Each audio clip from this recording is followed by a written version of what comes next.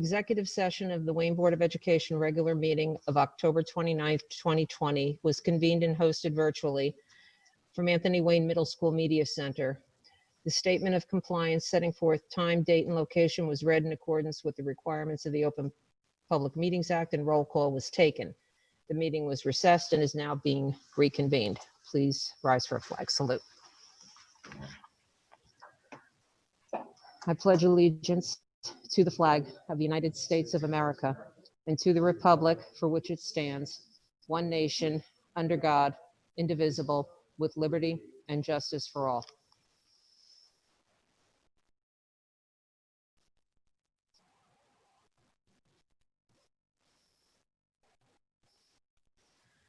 Okay. Thank you.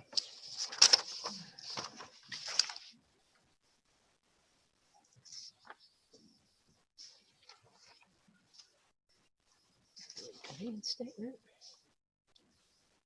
Okay, we'll start with Dr. Toback.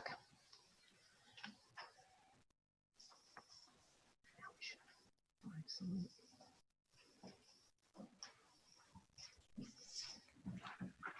Okay, everybody, good evening. So we're very happy to be returning back to normal, at least a little bit, in that we are going to conduct our student recognition section of our board meeting. So at this time, what I'd like to do is get to the National Merit Program for our AP Scholars for the class of 2021. And at this point, what we're going to do is we're going to do a broadcast. So you have to give us a few moments and we'll go into the broadcast. We've done everything we can to make the program as similar to the live program we would normally run for our students. And so there's a lot of people that were involved. I'd like to thank them for putting together a very nice recognition program. Mr. Bouchard, if you could broadcast the program.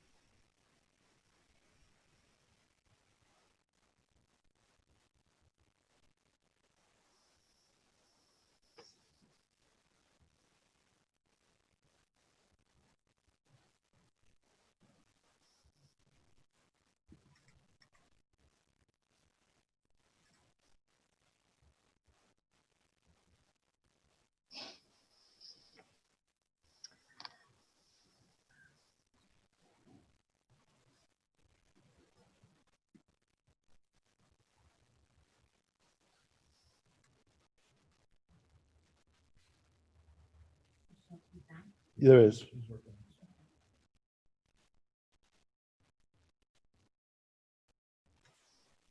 Bear with us while we figure out the sound glitch.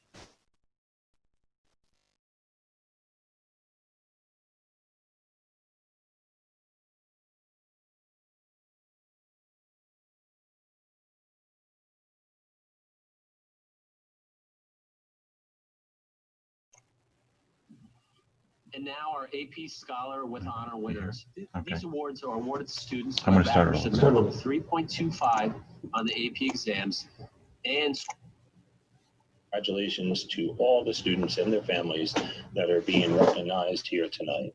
I have the pleasure of recognizing the National Merit semifinalists from both of our high schools. They are listed below.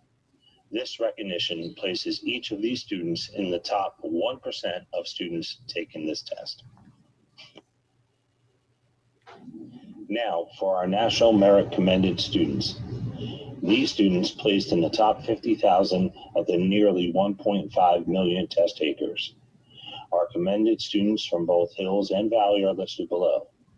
This recognition places them in the top 3% of students taking this test. thank you, Mr. Palzewski. I am Mr. Ruick, principal of Wayne Hills High School. It is my pleasure to congratulate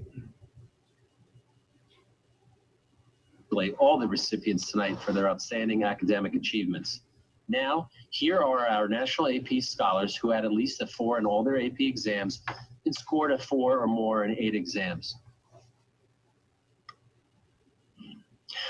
Our AP Scholar with Distinction Awards are given to those students who average a minimum of 3.5 in all their AP exams and score 3 or more in at least 5 of these exams.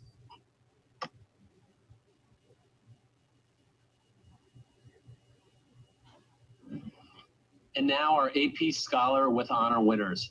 These awards are awarded to students who have averaged a minimum of 3.25 on the AP exams and score 3 or more in at least 4 of those exams.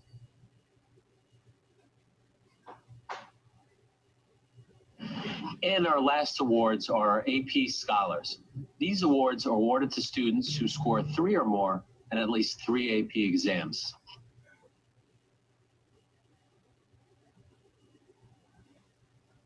Good evening. My name is Felicia Miller, and I am the lead school counselor at Wayne Valley High School. It is my pleasure to be here tonight to introduce our National Merit and AP Scholars for Wayne Valley. First is Gavin Axoy. He is an AP Scholar with honors. His intended major is engineering. He is hoping to attend either Vanderbilt, University of Texas at Austin, University of Pennsylvania, or Cornell. His proudest accomplishment was placing second in the county swim meet. Adrian Onamiji is an AP Scholar with distinction. His intended major is computer science. He is hoping to attend either MIT, Caltech, Cornell, or Princeton. His proudest accomplishment was being a 4-year varsity athlete on the Wayne Valley swim team. Muhammad Arif is an AP Scholar. His intended major is mechanical engineering. He is hoping to attend either NJIT, Stevens Institute of Technology, Rutgers, or NYU. His proudest accomplishment was being a founding member of the Wayne Valley Muslim Student Association. Jordan Aschenbach is an AP Scholar with honors. His intended major is marine biology. He is hoping to attend either Boston University, University of Maine, University of New England, or UMass Boston. His proudest accomplishment is all his hard work, dedication, and drive that was not only supported, but inspired by a very select few teachers at Wayne Valley. He is proud of his 4.3 GPA that reflects the 4 years of his own struggles and accomplishments. Peter Botbile is an AP Scholar. His intended major is physical therapy. He is hoping to attend either Ithaca College, Lebanon Valley College, Quinnipiac University, or Northeastern University. His proudest accomplishment is making the National Honor Society so he could continue community service projects and be involved at Wayne Valley. Evan Buckley is an AP Scholar with honors. His intended major is computer science. He is hoping to attend either University of Richmond, University of Rochester, or Stevens Institute of Technology. His proudest accomplishment was scoring 5s on his AP US History and AP Gov exams. He scored a 4 on AP Computer Science A and a 3 on AP Physics. He said those scores made all the hard work and studying throughout the year worthwhile. Jack Bile is an AP Scholar with honors. His intended major is engineering or architecture. He is hoping to attend either Drexel, NJIT, Hartford University, or TCNJ. His proudest accomplishment has been his cumulative GPA of over 4.0 while playing basketball and baseball for all 4 years at Wayne Valley. It took a tremendous amount of time management and hard work, but it paid off.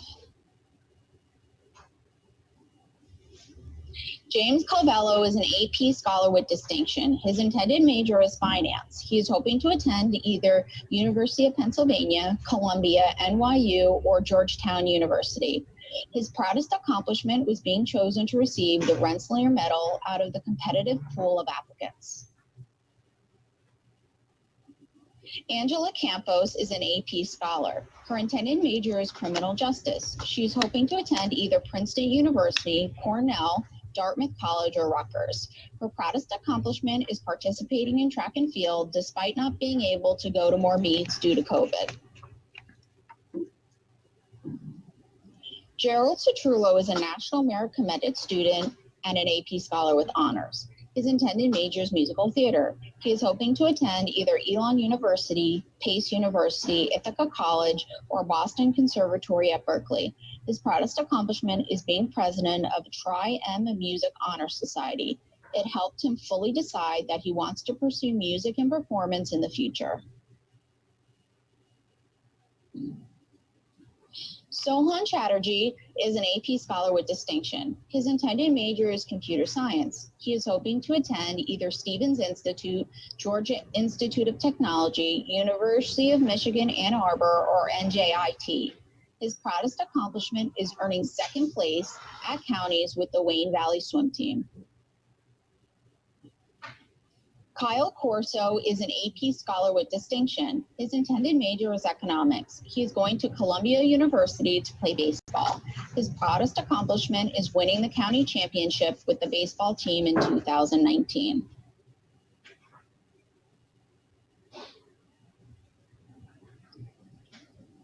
Joe Fight is an AP Scholar. His intended major is business or finance. He is hoping to attend either Lehigh University, University of Delaware, Penn State, or Villanova. His proudest accomplishment is having over a 4.0 GPA while playing both football and baseball during all 4 years at Valley. He has been on the executive board member at the Wayne Boys and Girls Club Keystone Community Service Organization as well. Gina Fermi is a National Merit Commended Student and an AP Scholar with distinction. Her intended major is International Relations or East Asian Russian Studies. She is hoping to attend either Yale, Georgetown, Stanford, or Brandeis. Her proudest accomplishment is being a Wayne Valley student representative to the Board of Education and winning a National Security Language Initiative scholarship from the U.S. Department of State. She also received a score of 800 on the math section of her SATs. Brandon Fox is an AP Scholar. His intended major is computer engineering. He is hoping to attend either Stevens Institute of Technology, New Jersey Institute of Technology, Penn State, or University of Rochester. His proudest accomplishment was doing well in his AP courses junior year. From AP Physics to AP History courses, he received 4s and 5s on each test. As a senior, he is taking 6 AP classes. Doing well in these classes has shown him what he is capable of. Salam Haroon is an AP Scholar. Her intended major is neuroscience. She is hoping to attend either Fordham University, University of Miami, Boston University, or UC San Diego. Her proudest accomplishment is all the hard work she put in and being given the chance to learn here at Wayne Valley. Amir Ibrahim is an AP Scholar with honors. His intended major is mechanical engineering. He is looking to attend either WPI, MIT, Princeton, or Stevens Institute of Technology. His proudest accomplishment is his GPA and test scores. James Junn is a National Merit Commended Student and AP Scholar with distinction. His intended major is chemistry pre-med track. He is hoping to attend either Columbia, Stanford, NYU, or University of North Carolina at Chapel Hill. His proudest accomplishment is winning the state championship on the football team and being voted team captain. He also received a 770 on both of the reading and writing sections, as well as the math section. Alexandra Kazakov is a National Merit semifinalist and an AP Scholar with honors. Her intended major is business. She is looking to attend either University of North Carolina, Chapel Hill, University of Michigan, University of Wisconsin-Madison, or University of Maryland. Her proudest accomplishment was being the Blue Secretary for SDA, receiving a 1510 on the SATs, being an AP Scholar with honors, and a National Merit semifinalist. James Kelly is an AP Scholar. His intended major is cognitive science. He is hoping to attend either Harvard University, Oxford, MIT, or Rutgers. His proudest accomplishment was running for the cross-country varsity team. Neil Kiami is an AP Scholar with distinction. He is undecided on his major, but hoping to attend either Swarthmore College, TCNJ, NYU, or Rutgers. His proudest accomplishment is being a founding member of a local chess club, allowing kids to pursue a game he is passionate about. Amanda Keel is an AP scholar. Her intended major is mechanical engineering. She is hoping to attend either Rutgers University, Wellesley College, Lehigh University, or Villanova. Her proudest accomplishment is her will to learn and spend the last 4 summers taking classes to advance her education. Andrew Keel is an AP scholar. His intended major is psychology. He is hoping to attend either Rutgers, Case Western University, Syracuse, or Lafayette College. His proudest accomplishment is his contribution to the positive and supportive culture of Wayne Valley. Min Jin Kim is a National Merit Commended student and an AP scholar with honors. Her intended major is biology. She is hoping to attend either University of Virginia, Rutgers, Villanova, or NYU. Her proudest accomplishment is that she's tried her best at Wayne Valley. Although there were a lot going on in her personal life outside of school, she was able to find a balance. Noah Kressel is an AP scholar with honors. He is undecided on his major, but hoping to attend either Tufts University, Tulane University, Brandeis, or TCNJ. His proudest accomplishment is over the past 4 years, he has refined his writing ability in a way that he is very proud of. Winston Lee is a National Merit Commended student and an AP scholar with distinction. His intended major is mathematics with computer science. He is hoping to attend either MIT, Carnegie Mellon University, Swarthmore College, or Cornell University. His proudest accomplishment is getting the American Math Competition hosted at Wayne Valley. Hope Mandler is a National Merit semifinalist and AP scholar with distinction. She is hoping to attend Vanderbilt, which is her #1 choice. Her proudest accomplishment was as a sophomore, she became president of the World Language Club. She helped establish the club and gave students an interesting way to explore different cultures. She also received an 800 on the math section of her SATs. Sophie McNeil is a National Merit Commended student, National AP scholar, and an AP scholar with distinction. Her intended major is music performance, specializing in percussion. She is hoping to attend either Mason Gross School of the Arts, Boston University, or Curtis Institute. Her proudest accomplishment was her 4 years attending Juilliard Pre-College. Mahir Mystery is an AP scholar. His intended major is business management. He is hoping to attend either Cornell, Rutgers, Villanova, or Drexel. His proudest accomplishment is being VP of the Science Tech Club, VP of Robotics Club, member of FBLA, and Multicultural Club. He has taken multiple AP and honor courses. He played varsity tennis for 3 years and competed in local, county, and state tournaments.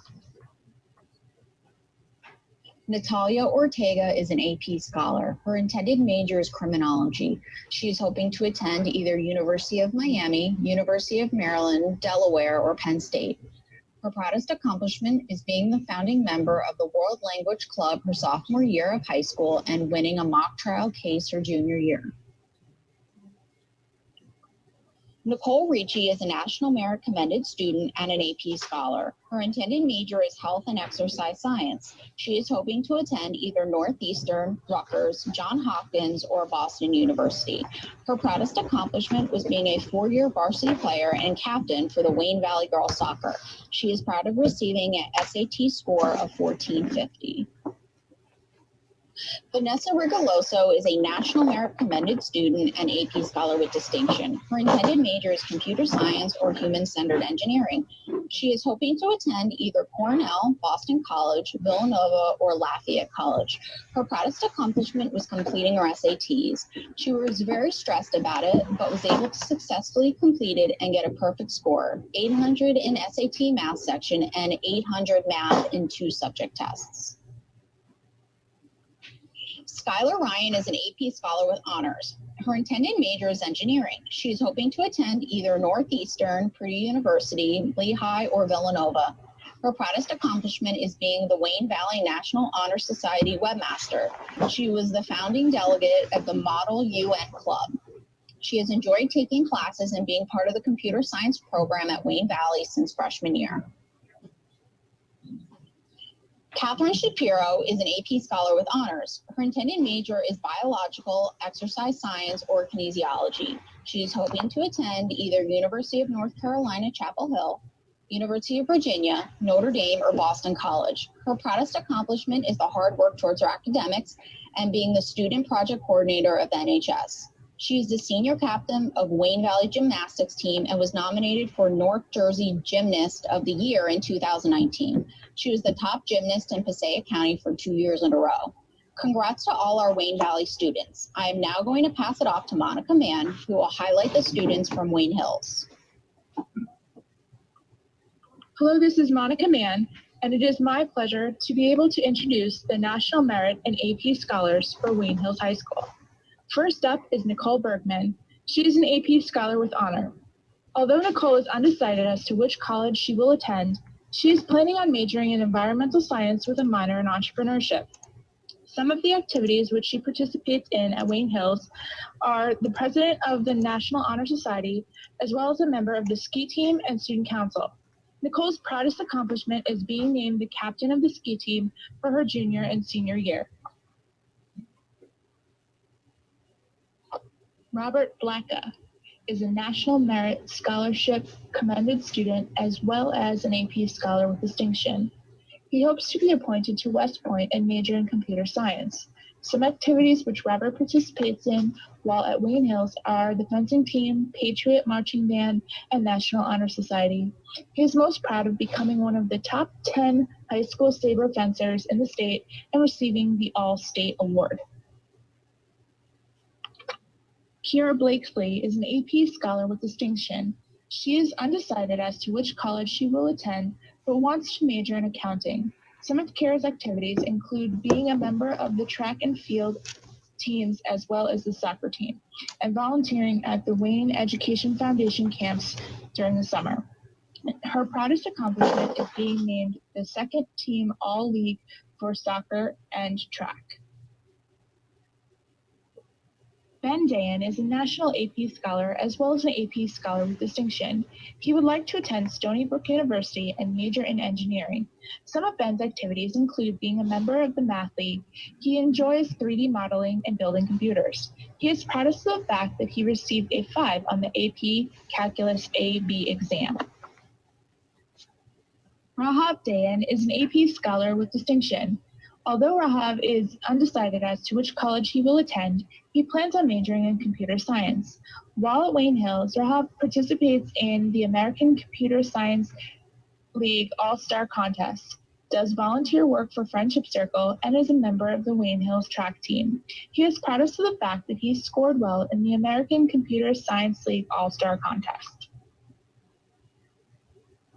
Sarah Gabbert is an AP Scholar with distinction. She hopes to attend New York University with a major in physics. Some activities in which Sarah participates are the Lantern Literacy Arts Magazine, the Wayne Hills swim team, as well as a member of the French Honor Society. She is most proud of being the Lantern editor. Emery Gormis is a National Merit Scholarship commended student and an AP Scholar with distinction. Emery hopes to attend the University of Florida with a major in either pre-med or STEM. While at Hills, he is a member of the wrestling team, counselor, and is very involved in getting a good education. He is very proud of his SAT score, as well as how far he has developed in the sport of wrestling. Isaac Goshen is an AP Scholar with distinction. He is unsure what college he will be attending in the fall, but knows he will be majoring in quantitative finance. Some activities he participates in are the Wayne Hills Boys Soccer, the Hills Engineering Club, and the Passaic County Red Cross Youth Council. He is most proud of receiving the Outstanding Leadership Award from the Passaic County Red Cross Youth Council. Miriam Gaz is an AP Scholar. She would like to attend Stevens Institute of Technology, majoring in mechanical engineering. While at Wayne Hills, some of the activities that Miriam participates in are the band, competitive robotics team, and the Lantern Literacy Arts Magazine. She is proudest of the fact that she led the robotics team to become part of the top 0.5 of teams award-wise in the World Championship in a league of over 6,000 teams. Nico Guerra Fiorianelli is a National Merit Scholarship Commended Student, an AP Scholar with Distinction, and the College Board National Recognition Program's Hispanic Scholar. He hopes to attend the Massachusetts Institute of Technology and major in engineering and computer science. Nico's various activities at Wayne Hills include being a member of the varsity football and varsity wrestling teams, as well as the American Computer Science League. He is most proud of being a 3-year varsity athlete in both football and wrestling. Jacob Halblitz is a National Merit Scholarship Commended Student as well as an AP Scholar with Distinction. He is undecided as to which college he will attend, but Jacob would like to major in pure mathematics or computer science. While at Hills, he participates in Mu Alpha Theta, the Math League, and is a member of the fencing team. He is most proud of the AMC. Jessica Heskey is an AP Scholar with honor. She's undecided as to which college she will be attending, but wants to major in forensic psychology. While at Wayne Hills, Jessica is a member of the swim team, Future Business Leaders of America, and the Stars Club.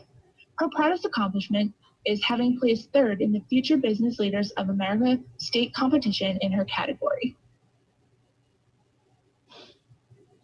Hazel Hinners is an AP Scholar with Distinction. She hopes to attend Wesleyan University with major in biology. She is a member of the Future Business Leaders of America, the French Honor Society, and the Lantern Club here at Wayne Hills. She is proudest of her community service work with the RISE program to help rebuild people's homes. Luke Kaplan is a National Merit Scholarship Commended Student and an AP Scholar with Distinction. Luke would like to attend Duke University with a major in computer science. While at Wayne Hills, Luke is a member of the baseball team, the Patriot Press, and the Friendship Circle. His proudest accomplishment is being ranked number 3 in his graduating class. Noah Kaplan is an AP Scholar with Distinction. He hopes to attend the University of Michigan with a major in the science field. While at Hills, Noah is a member of the swim team, the National Honor Society, and the Patriot Press. He is most proud of being Vice President of the National Honor Society. Justin Langbaum is a National Merit Scholarship Commended Student and an AP Scholar with Distinction. He hopes to attend Cornell Engineering with a major in mechanical or aerospace engineering. Justin's activities include the New Jersey Physics Olympics, the Wayne Hills Cross Country Team, and the New Jersey Science League. He is proudest of being selected to participate in the New Jersey Science League. Aiden LaRusso is an AP Scholar. He would like to attend Swarthmore College with a major in mathematics or engineering. Aiden's activities at Wayne Hills include marching and jazz bands, as well as being a member of the track and field team. He is proudest of being elected Vice President of the Wayne Hills Band Program. Yadam Lee is an AP Scholar. He would like to attend Boston College and major in finance. Yadam's meaningful activities include volunteering at a soup kitchen in Patterson, as well as with the Mexico Missions and participating in a church leadership group. He is proudest of the fact that he is building relationships with children from Hannah Missions. Sakshi Lindy is an AP Scholar with Distinction. She hopes to attend Massachusetts Institute of Technology and major in mechanical engineering. While at Wayne Hills, some of Sakshi's activities include FTC Robotics, volunteering at the library, and being a member of the engineering club. The accomplishment that she is proudest of is being a research scholar at the New Jersey Governor's School of Engineering and Technology. Jessie Liu is a National Merit Scholarship Commended Student, a National AP Scholar, and an AP Scholar with Distinction. At this time, she is undecided as to which college she would like to attend or what major she would like to be. But while at Wayne Hills, some of Jessie's activities include being a participant on the tennis team and Model UN, as well as doing some volunteer work. Edward Lynch is an AP Scholar. He would like to attend Montclair State University. Currently, he is undecided what he would like his major to be. Some of the activities that Edward enjoys are being a counselor at Camp Veridan's, working at the Dairy Queen, and spending time rock climbing. He is most proud of his GPA considering the difficulty of his classes. Ashu Madhukaro is an AP scholar with distinction. While she is unsure of which college she will attend, she knows she would like to major in economics and computer science. During her high school years, some of the activities that Asha has participated in are volunteering at the Bandana Foundation and being part of the Wayne Hills bowling team and the Future Business Leaders of America. She is most proud of receiving the Presidential Volunteer Service Award from her volunteer work at the Spandana Foundation. Lauren Reeser is a National Merit Scholarship commended student and an AP Scholar with distinction. While Lauren is undecided as to which college she would like to attend, she knows that she wants to be a business major. During high school, she enjoys being a member of the Patriot Press, as well as a member of the varsity tennis team and being on the Chilton Hospital Junior Board. She is proudest of being a 4-year varsity tennis player. Isabel Sees is an AP scholar. She's undecided as to where she would like to attend college, but she does know that she would like to major in architecture. Isabel is a member of the Wayne Hills National Honor Society, Italian Honor Society, and the Arts Honor Society. She is proud of all the hard work that she has put into all of her endeavors, both creative and academic, to give her the greatest opportunity for success in college and beyond. Shivam Sharma is an AP scholar with distinction. He hopes to attend Northeastern University with a major in civil engineering. Some of Shivam's activities at Hills include being a member of the National Honor Society, the basketball team, the Math Honor Society, and Math Club. He is proudest of being selected to play on the varsity basketball team in his sophomore year. Skylar Saradsky is an AP scholar. She would like to further her education at either her dream school of Harvard University or Georgetown University with a major in political science. She knows that she would like to attend a school in the DC area. While in high school, Skylar is a member of the Future Business Leaders of America, the National Art Honor Society, and the National Honor Society. She is proudest of becoming a 2-term state officer for the Future Business Leaders of America. Juliana Sim is a National Merit Scholarship commended student. She hopes to attend Boston College with a major in business management. Some of Juliana's activities include volunteering for the National Inclusion Project, a member of the Wayne Hills swim team, and a member of the National Honor Society. She is most proud of breaking the 200 free relay school record for swimming during her freshman year, as well as being part of the first relay team from Hills to attend the Meet of Champions. Manut Singh is a National Merit Scholarship commended student and an AP scholar with distinction. While he is undecided as to which college he would like to attend, he wants to major in chemical engineering.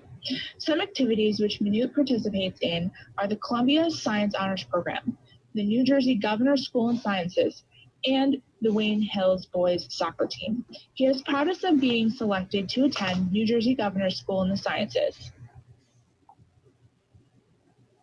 Ansul Sinha is a National Merit Scholarship semifinalist and an AP scholar with distinction. He wants to attend Cornell University and major in computer programming or data processing. While at Hills, Ansul participated in the robotics team, the Jade Droids, the engineering club, and the track team with 4 years of winter and spring track. John Shapansky is an AP scholar. He would like to attend Stevens Institute of Technology and major in chemical engineering. John's activities include being a Safety Town volunteer since middle school, being a tech help to senior citizens at the Wayne Public Library, and swimming. He is proudest of defeating Wayne Valley in swimming his sophomore year, ending a 10-year loss. Karina Tay is a National Merit Scholarship Commended Student and an AP Scholar with Distinction. At this moment, Karina is undecided as to which college she would like to attend or what she would like to major in. Some of her activities include being a member of the Lantern Club, Wayne Hills fencing team, and the National Honor Society. Christopher Villarta is an AP Scholar with Honor. He hopes to attend Carnegie Mellon with a dual major in computer science and animation. While at Wayne Hills, Christopher participates in fencing, marching band, and the culinary competition. His proudest achievement is his progress in digital art, studying and working independently over the course of his high school career.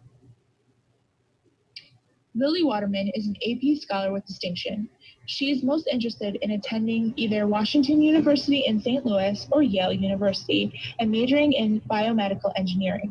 Some activities Lily participates in are a volunteer coach and swim instructor for Autism Radio's Special Olympics team every weekend of the season, prepping them for local, regional, and state level meets since she was 11, playing on the varsity lacrosse and swim teams since her freshman year.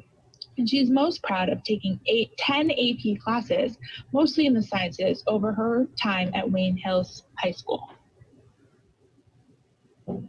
Faith Way is an AP Scholar. She would like to attend the University of Southern California with a major in business administration. Some of Faith's activities at Wayne Hills include being a member of the Student Dance Association, the competition dance team, and a football cheerleader. She is proudest of being named the Maroon Overall Captain in SDA.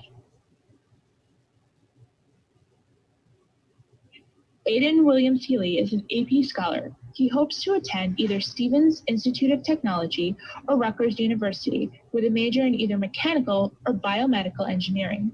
While at Hills, Aiden was a member of the cross-country, track, and wrestling teams. He also enjoys guitar lessons. He is most proud of participating in varsity sports such as cross-country and track. Chris Wu is a National Merit Scholarship Commended Student and an AP Scholar with Distinction. He hopes to attend Rice University with a major in physics. Chris's high school activities include being a member of the ski team, Nu Alpha Theta, and the engineering club.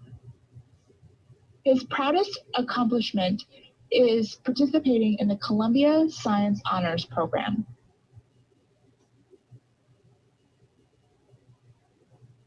And finally, Lydia Yang is a National Merit Scholarship Commended Student and an AP Scholar with Distinction. She is undecided as to which college she will attend, but she would like to major in public policy. Her high school activities include being a member of the Leo Club, Relay for Life, and the girls' tennis team. Lydia is most proud of attending Yale Young Global Scholars for Biological and Biomedical Science.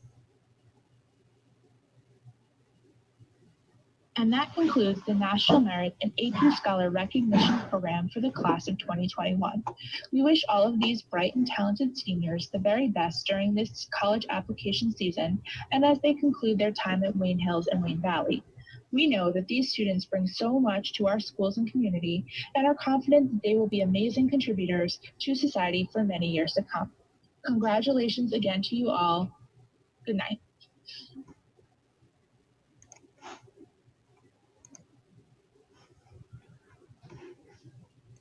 Okay, wow, that was quite impressive. Let's give them all a hand.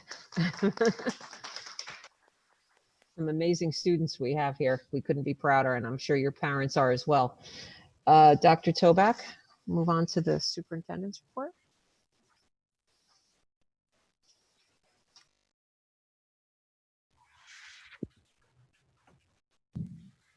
Good evening, everybody. We're holding our Board of Education meeting at Anthony Wayne Middle School again this evening. Due to the limited number of people that may assemble indoors, this in-person meeting is limited to the Board of Education members, some administrators, and our Board of Education attorney. However, the meeting is open for public view and public participation in the same manner as our other meetings using Zoom. For many years, the Board of Education has welcomed one student from each of our high schools to serve as student representatives. This evening, we're pleased to announce our student representatives. From Wayne Hills, we have Joseph Kubopsik, and from Wayne Valley, we have Gina Fermi. Both of our student representatives are seniors. And Gina returns as a student representative from Wayne Valley after having served in the same capacity during the prior school year. Welcome, Gina and Joseph. We're happy to report that by the end of the day tomorrow, all elementary teachers will have their new laptops, and that will resolve most, if not all, of the previous problems experienced by our staff members and students when Chromebooks were in use by our teachers for video conferencing. The district continues to make great strides when it comes to our diversity, equity, and inclusion goal. This week, our consultant, Tamika Reese, was able to meet with a number of our key district employees who are involved with assisting to meet this important goal. In addition to the planning that took place this week, we're also involved in developing a mission statement. Now that we have a foundation, it's time for the community to get involved. We'll be starting a thought exchange for all members of the school community next week. Yesterday, we completed our October school bus inspection cycle. We had 65 of 87 buses pass on the initial inspection for an initial pass rate of approximately 70%. The state average is about 30%. So congratulations to our garage staff for a truly outstanding accomplishment. This was a big accomplishment because this year there were many challenges in keeping the fleet ready, along with increased scrutiny by Motor Vehicle Commission inspectors due to the shutdown. They also had to work around the modified school schedules, which they did seamlessly without disruption or interruptions to the operation at large. Thanks in large part to the expert staff of the dispatch office, we can say that we're very proud of our effort, and really this is quite an accomplishment for our transportation department, considering, like I said, all the hurdles that were in the way. The November 3rd Professional Development Day kicks off with our keynote speaker, Alhassan Suso. Alhassan is a world-renowned educator, author, and speaker who has devoted his career to transforming the lives of young people facing difficulties. The remainder of the day includes a choice of technology workshops offered by our teachers, specialists, and administrators to share best practices to enhance technology integration during distance learning. Board members, you received a copy of a link to the website showing you all the different offerings that are available to our staff members on November 3rd. We're very excited. We think this is an excellent opportunity for all of our staff members. So that concludes my administrative summary report. I do have to do the HIB report, so I might as well just do that quickly. During this reporting period, there were 5 incidents reported as HIB. After a thorough investigation, 2 of the reported incidents were found to be actual cases of HIB. Thank you, Dr. Toback. How are we going to have our student representatives? Would you join us in a second? Okay. We'll be giving them a second to come in to the meeting.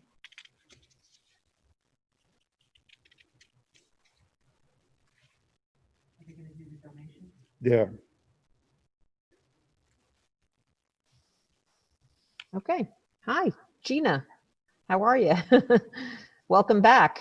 We'll start with you. Okay. First, thank you for giving me the opportunity to serve again in this capacity. And I'll start my report now. The field hockey team remains undefeated at 6-0 with a hard-fought 3-2 win over West Milford. Seniors Ashley Zarb, Tammy McNutt, and Angelina Pietropalo all scored, while underclassmen Alyssa Sherry, Sydney Rathjen, and Delaney Philp also had strong games in the victory. Congratulations to Valley football on their 24-14 victory over Hackensack, moving their record to 3-1. Seniors John Testa ran for 201 yards and a touchdown, while Gavin McGarity had 6 tackles. Junior cross-country runner Ryan Pena won the last game of the Garrett Mountain Invitational in 16:45 time. His admirable effort helped lead Wayne Valley to a 4th place finish. Congratulations to the Wayne Valley Marching Band on their 2nd place finish out of 21 on their 5th virtual competition of the season. This season, their production is entitled Push Until Something Happens. The marching band will submit their virtual performance for state championships this week. Wayne Valley Television has adapted their production to match the hybrid learning format. One of their key projects this year is Keeping Up with Valley, a weekly video that updates students on announcements, trends, and more. Yesterday, Wayne Valley's chapter of the National Honor Society held its induction on a virtual format. Congratulations to all of the new inductees. The Wayne Valley Model United Nations has gone fully virtual under the leadership of President Hope Mandler. The president is currently debating the ethics of the Belarus election and authoritarian approaches to mitigating the pandemic. Senior Adrian Anamidji was accepted to the prestigious MIT Online Science, Technology, and Engineering Community Program. This summer, he studied science writing and biomedical signal processing under the mentorship of PhD candidates at MIT. Now he is in the enrichment phase of the program. Thank you. Joseph, you're next. Welcome. Hi, thank you all for allowing me to be here today and providing me with this opportunity to speak before you all. And I will now begin the report. So at Wayne Hills, Mrs. Getsky's structured learning experience students took on a project to show appreciation to the custodians at Wayne Hills. Posters, quotes, and decorations were hung in the custodial office. Each custodian received a goodie bag along with cookies and snacks for them to enjoy. Our custodians go above and beyond for our students. Thank you to the Wayne Hills custodians. Hannah Montoya, 11th grade student at Wayne Hills, won Artist of the Week through Artsonia. Artsonia is the world's largest collection of online student art portfolios. Mrs. Tripp, Wayne Hills art director, created a project for the advanced drawing and painting classes to design a piece of artwork that reflected a style and subject for the inspiring artist Diego Rivera to honor Hispanic Heritage Month. During the month of September, students in Wayne Hills chapter of National Honor Society made masks to be donated to Eva's Kitchen in Patterson. Over 150 masks were made. This month, the chapter is collecting candy to be sent overseas to our troops as a Halloween treat. The Wayne Hills Patriot Marching Band has been working hard on their 2020 field show, Resistance. The band has been performing at home football games, soccer, and field hockey games, and most recently at the Wayne Band Showcase with the Wayne Valley Band. This event took place on Saturday, October 24th, and featured performances by both high school bands. The group also received live clinics from Mr. Paterno and Mr. Batiste. The Wayne Hills football team defeated Old Bridge on Friday, bringing their record to a perfect 4-0. And the Wayne Hills field hockey team defeated Pompton Lakes 2-1 in a very exciting overtime game on Saturday. Thank you. Thank you. Thank you both. Was someone prepared to read the donations this evening? Yes, I was as well. You're And- each taking a turn? Yes. Okay, thank you. Go right ahead. A donation was made from the James Fallon PTO in the amount of $16,900 for the purchase of playground equipment and installation. And that was our one donation this month. Thank you both very much, and we'll see you next month. Great reports. Moving on.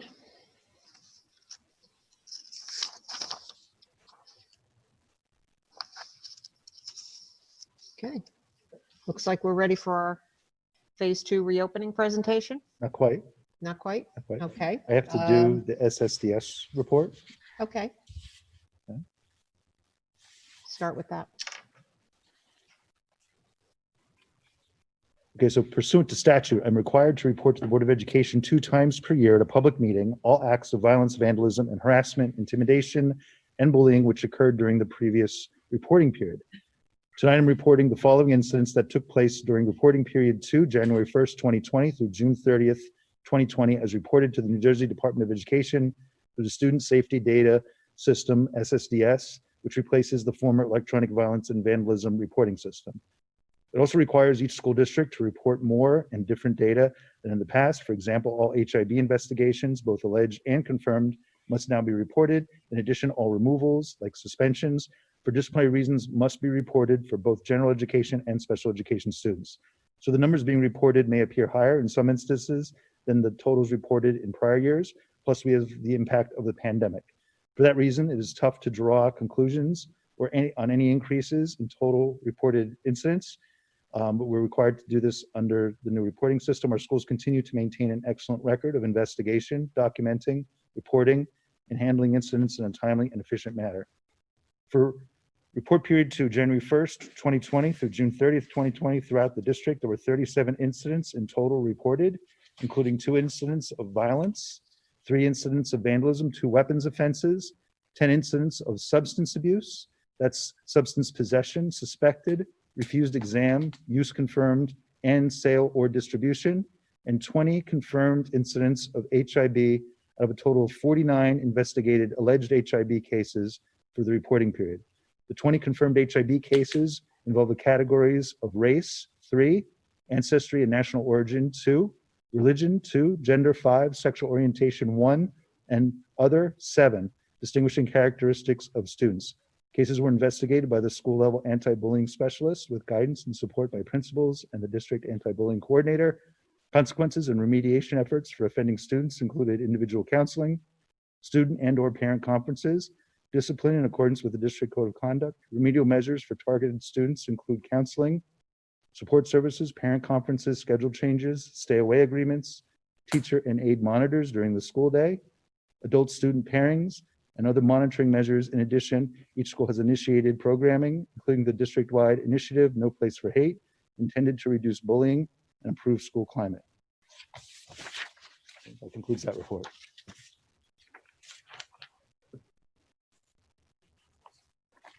Okay. Ready? Yes. Okay. Now So we'll have it. a lot of reporting, right? Okay. So now we're going to move on to our phase 2 of our return to school. Okay. So I'm happy to be presenting a proposal for our phase 2 of our reopening with Donna Reichman, our Assistant Superintendent of Schools.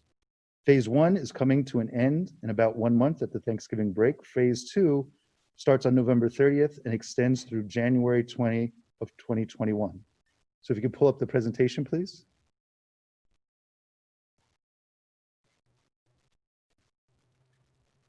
Okay. So the administration is convinced that the safest place for students and staff is in school because due to the cohort model and social distancing, everyone has been very good, and everyone has been very good about wearing masks, washing hands, and following the screening process. We've had a pretty good run for this school year. Even with these other precautions in place, we have had to take formal action to quarantine or briefly shut down at JFK Elementary, Ryerson Elementary, and at Anthony Wayne Middle School. While these were setbacks, it is worthwhile noting that they were minor setbacks compared to some of the shutdowns that took place in other local districts. While there has been an explosion of cases in other parts of the country, most notably the Midwest and Far West, and New Jersey numbers continue to climb, conditions in Wayne remain favorable when it comes to COVID. Our Office of Emergency Management provided the following information about the COVID situation in Wayne. The rate of local cases has increased over the past 3 weeks. From the end of the summer, where there were few or no cases reported per day, to in the start of the school year, 2 or 3 cases reported per day. Now in the community, we're seeing approximately 5 cases per day. This coincides with an increase in the rate of local testing, and at this point, the increase does not appear to be at an alarming rate. However, it should be monitored to see if levels, or if this levels off or it continues upward. It shows a recent upward trend, which shows that we are still far below the numbers at the peak. Okay, so if we can move to on the next page. Okay, so how do we do in phase 1? Well, it's still not over yet. But the fact is, at this point, our schools have been open for 8 consecutive weeks. The cohort model and our social distancing protocols have been working. We've successfully established a safe and comfortable learning environment for our students. We have new laptops for our elementary teachers. So regardless of what happens in the future, we're well prepared, whether we're hybrid or virtual.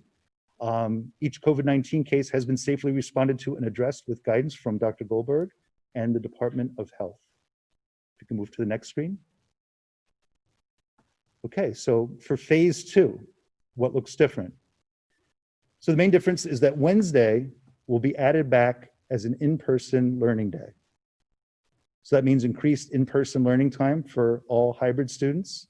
Elementary and middle school students will gain 1 additional day for in-person instruction every other week. So the rotation will be a little bit different than what it is now, because now it's balanced with a Wednesday virtual day. Now the rotation will involve 3 days and then 2 days. So one group would be in for 3 when there's 2 cohorts, the other group would be in for 2, and then it switches the following week. So high school students gain 1 additional in-person learning day each cohort rotation, and there's also increased opportunity for in-person for special education services. So at this point, Mrs. Reichman is going to take you through the rest of the presentation. Well, not quite all of it, but she's going to go over the schedules and how things will be different. Good evening, everyone. I will share the proposed schedule. And as always, the presentation will be posted tomorrow so that you can view it in more detail. We can advance to the next slide. This details the Early Childhood Center rotation. Currently, There are 3 and 5 half-day options, and then we have full-day options. Phase 2 offers choice to have more in-person time. The benefits of that would be students and teachers would have more time to interact, and students with IEPs will have more consistency and engagement opportunities to learn and practice skills.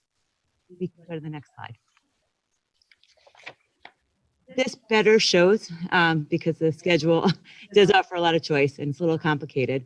If you look at the table at the bottom, you'll see that we offer 5 half-day sessions. Those students are currently only coming in for 2 days. With the proposed option, which again would be a choice for parents, they would have the option to come for 5 days in person. The 3 half-day students currently are in attendance 2 days. And with the proposed option, they would attend Wednesdays every other week. And our 5 full-day students are currently in attendance in person for 4 days. And now we would have the option to bring them in 5 days. Go to the next slide. The bell schedule will maintain consistent as it is. You can advance to the next slide. For elementary and middle school, we would be bringing back the Wednesday. And if you look at a week 1 and week 2 schedule here, it shows a rotation. So for cohort A, on week 1, they would now come in Monday, Tuesday, and Wednesday. They'd be in person, and they'd be virtual Thursday and Friday. On week 2, we would rotate, and cohort B would be in person for 3 consecutive days. So again, both cohorts gain an additional day in school, and you can advance to the next slide.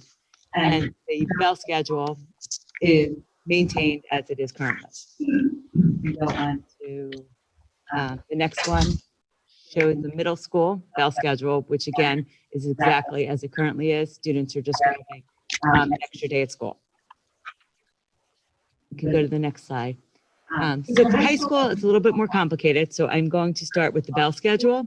If you notice at the top, this shows the schedule, which would run November 30th through December 23rd.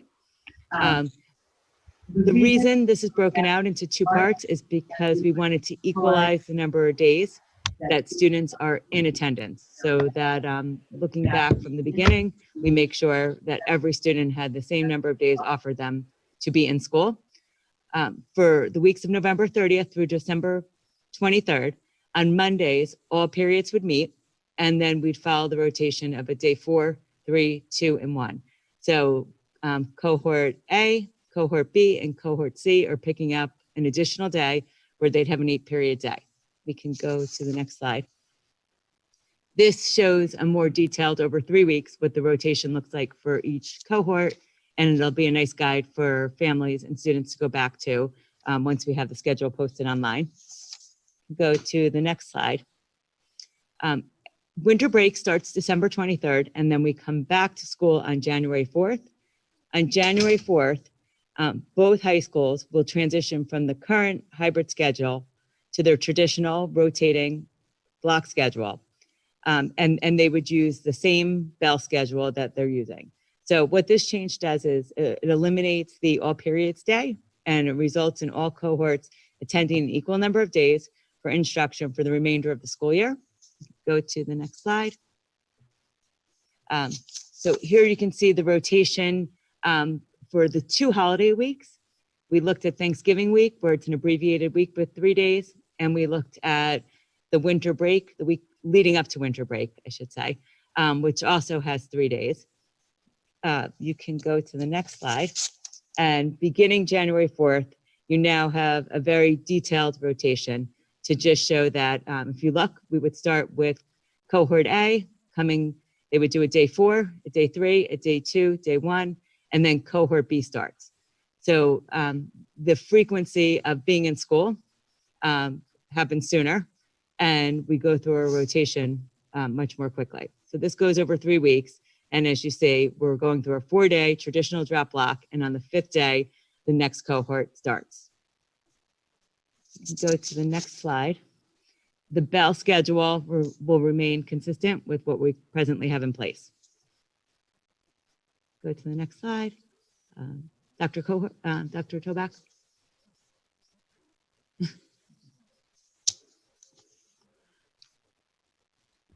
Okay. So thank you, Mrs. Reichman. So now we're going to get on to some additional topics that require some discussion. Well, first of all, as we mentioned, this is a proposal. So this is not a plan that is set in stone at this point. What we'd like to do is have a period for public discussion and feedback. And so tomorrow we'll be posting, in addition to the presentation, we'll also be posting an email address.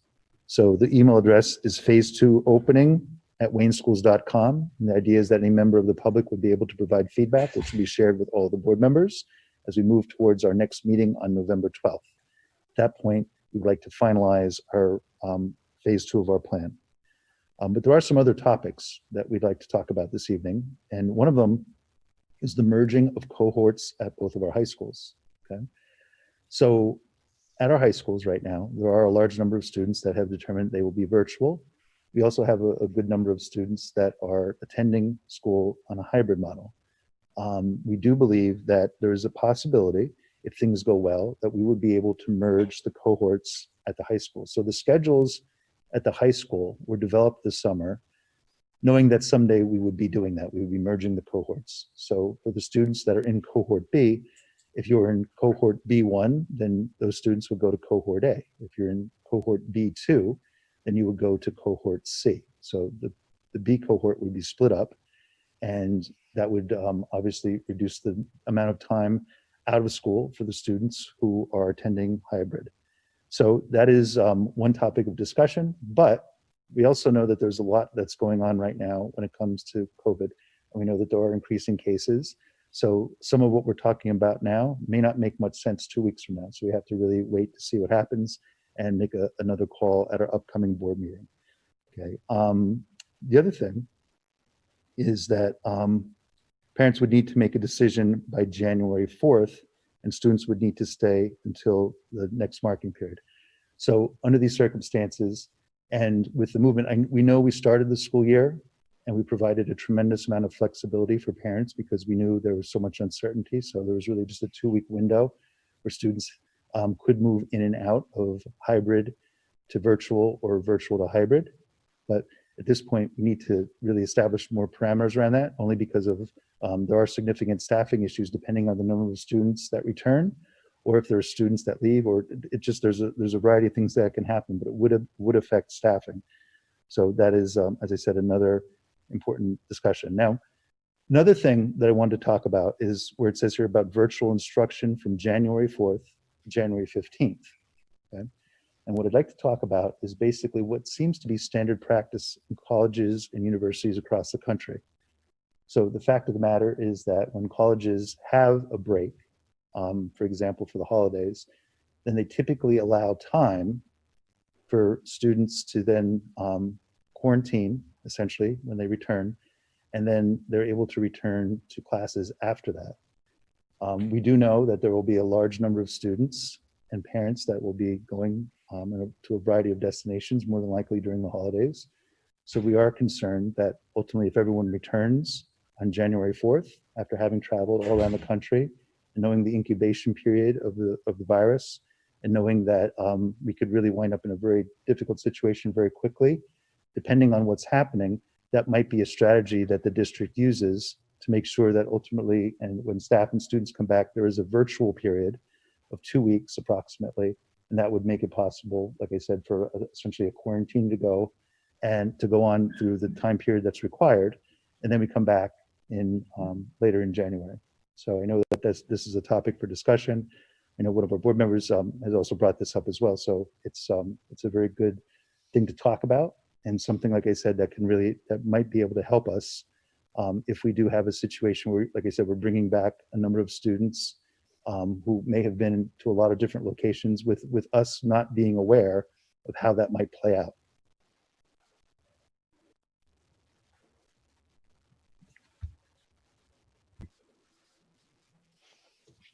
Can we go to Mrs. Kazan? Is it okay if there's board member questions?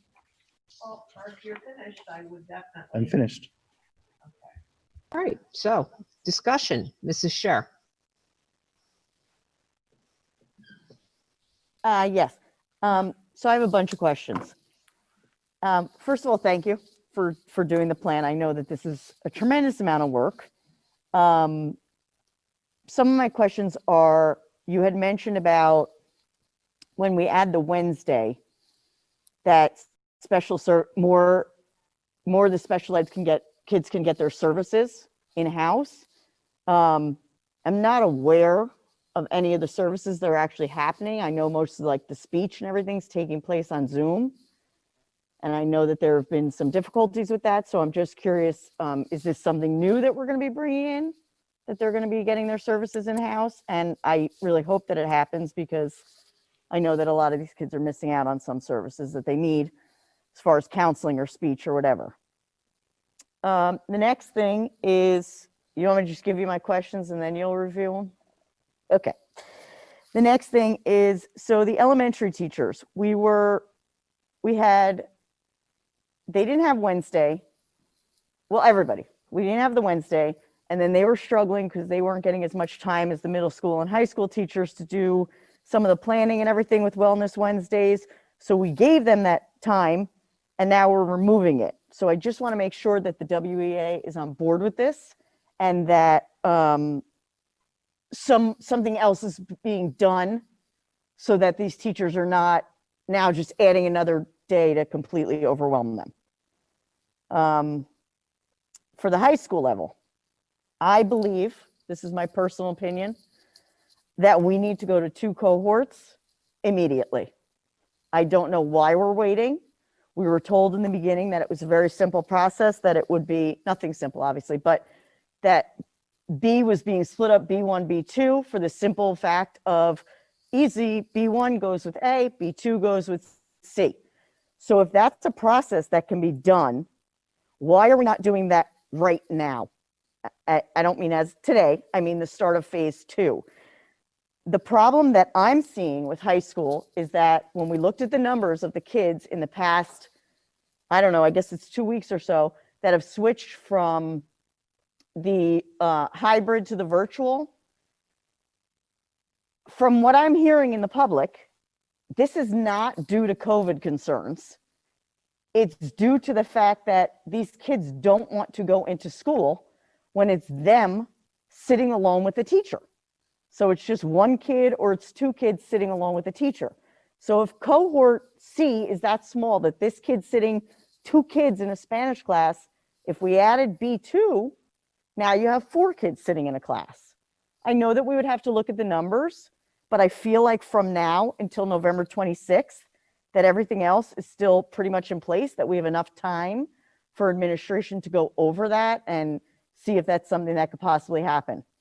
Because it's just, these kids don't want to be alone in class. They don't, it's not, and then they're saying that their teachers are paying too much attention to the computer, which how could you not? When you have 1 kid sit in front of you and 16 on a screen, obviously that's where your attention needs to go. I'm very happy that we're doing the January 4th, that the parents need to make a decision about the hybrid or virtual, and they need to stick to it. Speaking to the parents now, not even to the board members, it is very difficult when you keep switching your kid around for the number factor, for the fact that now everybody who looks at all our reports thinks, well, maybe they are doing it because of COVID. Maybe they're afraid. But if your kid's just switching out of high school because they don't feel like getting up 10 minutes earlier or don't want to, would rather stay in their pajamas, you're throwing off all the numbers. And I think that's having a major impact on us being able to go into phase 2, phase 3. So just something to keep in mind. My last thing is virtual instruction, January 4th through 15th. I like the idea of that. I get, the college kids will be back on their way. People go away for vacation or do whatever they do. But something that I want the schools to consider are, would we be having sports and clubs happening at that time too? Because I don't know if that would help the staying home factor. But I just didn't know if it was something that you had looked into yet or not. Those are all my questions. And again, thank you for putting all this work in. I love that Wayne schools are still open, and I think we're doing better than most of the places around us. So thank you. Anyone else? Aye. Aye.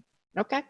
So along the lines of what Stacy had said about the merging of the cohorts, I don't necessarily have a problem with the merging of the cohorts, as long as we look at the numbers and we look at the appropriate distancing when we're talking about it.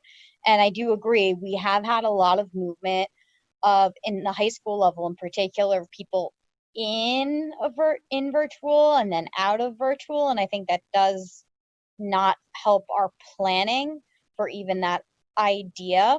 So really that's important. And as we look at the possible merging, we do have to be cognizant of the numbers of COVID within our area.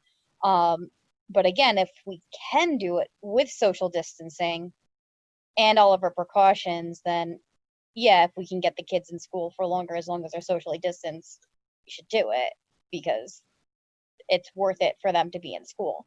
So just making sure we can do it within our constraints is important to me.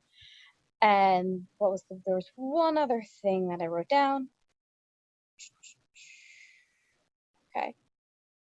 Yeah, so merging of cohorts and then the class number. And then actually this is more of a question for the ECC in particular, because I know enrollment is low, but I'm wondering if you're going to be extending the option to people now that they could have their students actually in 5 days full in person, because at that age most people are not going to do virtual with a 3-year-old or a 4-year-old, so they're going to do the 2 days that are in person and that's it, whatever they could get in person.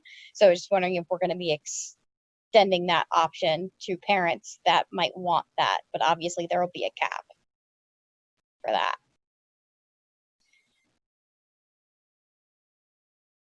And then my last question is along the lines of what Stacy said with the teachers, as far as their actual schedule and how that all shakes out in terms of prep time and making sure that everyone is on board with the plan.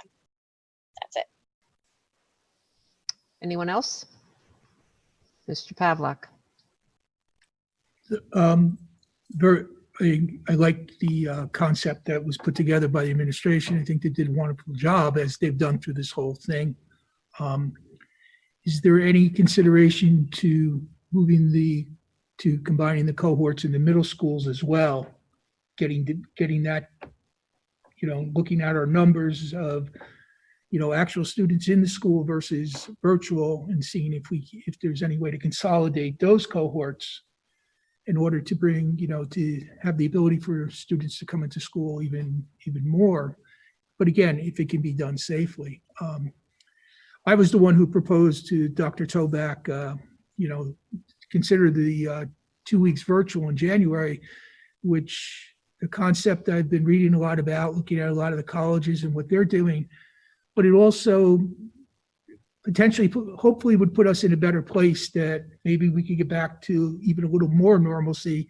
Maybe we get back to full days at that point, if things go well, and knock on wood, God, I hope they do, that maybe we even consider coming back full days at that point. Thank you.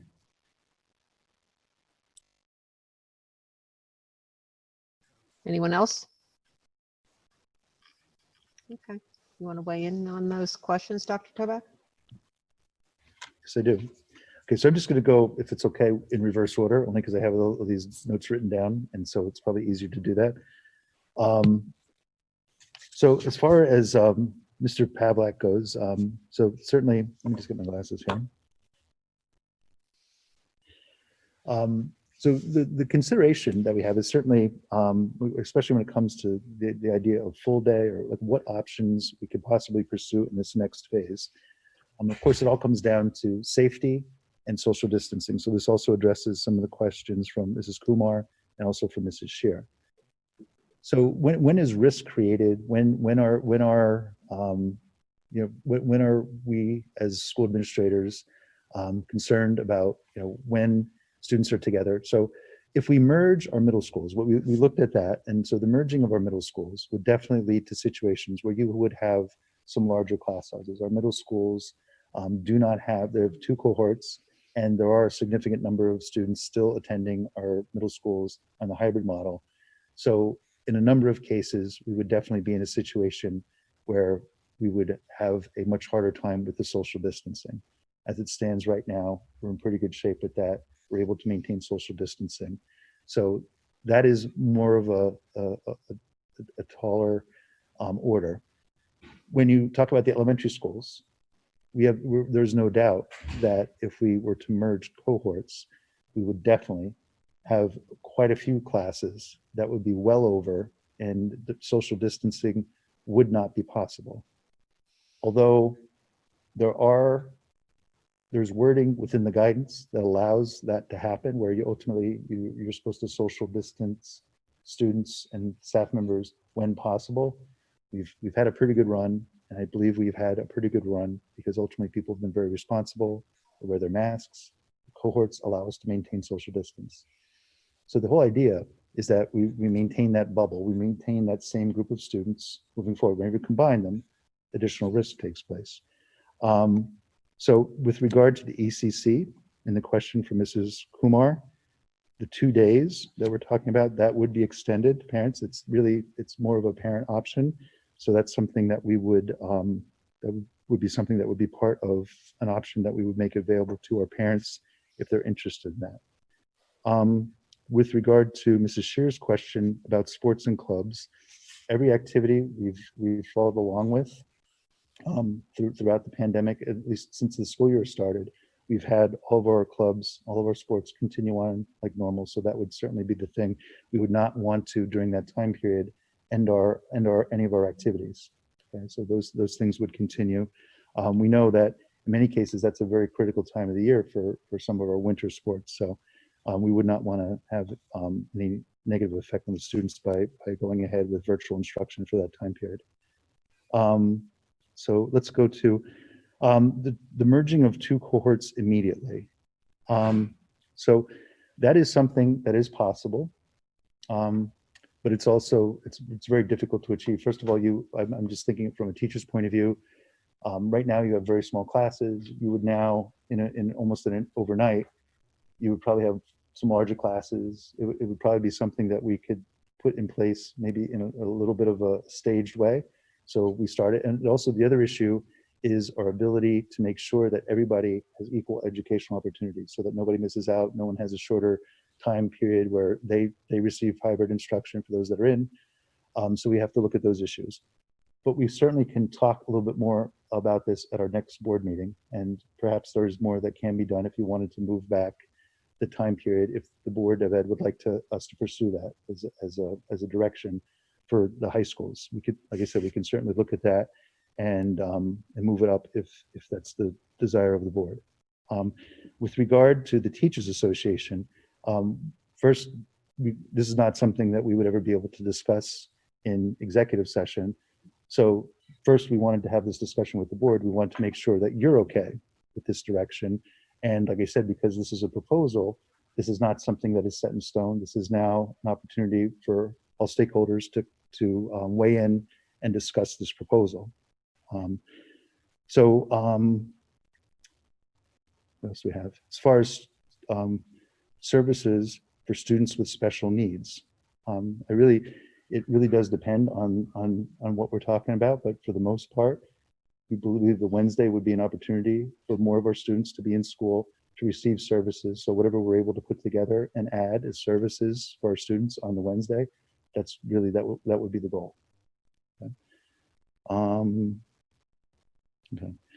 With regard to the staff members and some of the issues you heard about previously, so for the Wednesdays, one of the issues you heard about was the technology and the need for an immediate fix for the technology. So that has all been done. The staff members have all the training, and they have the technology they need now to deliver lessons on Wednesday, whether they're on a hybrid or, from home or from school, regardless of it. They're in good position. So I think that they would be, like I said, time has passed since that issue was really a problem. And I think that things have improved during that time period. So I think I answered all the questions. Board members, were there any of the questions that you asked that have not been answered? Good. you've covered it, Dr. Toback. Okay. Thank you both for wonderful presentation, and for the public, everything will be on the website tomorrow, and you'll have your opportunity to weigh in to the email address as well as this evening. So moving on, if you're finished with the presentation, Dr. Oh, you have another question, Mrs. Scher? Not really a question, more of a statement. Dr. Toback had said that if the board, if it's something that we all would like to consider, then they will start working on possibly doing the 2 cohorts sooner. So is this something that the board is going to tell administration they'd like to do?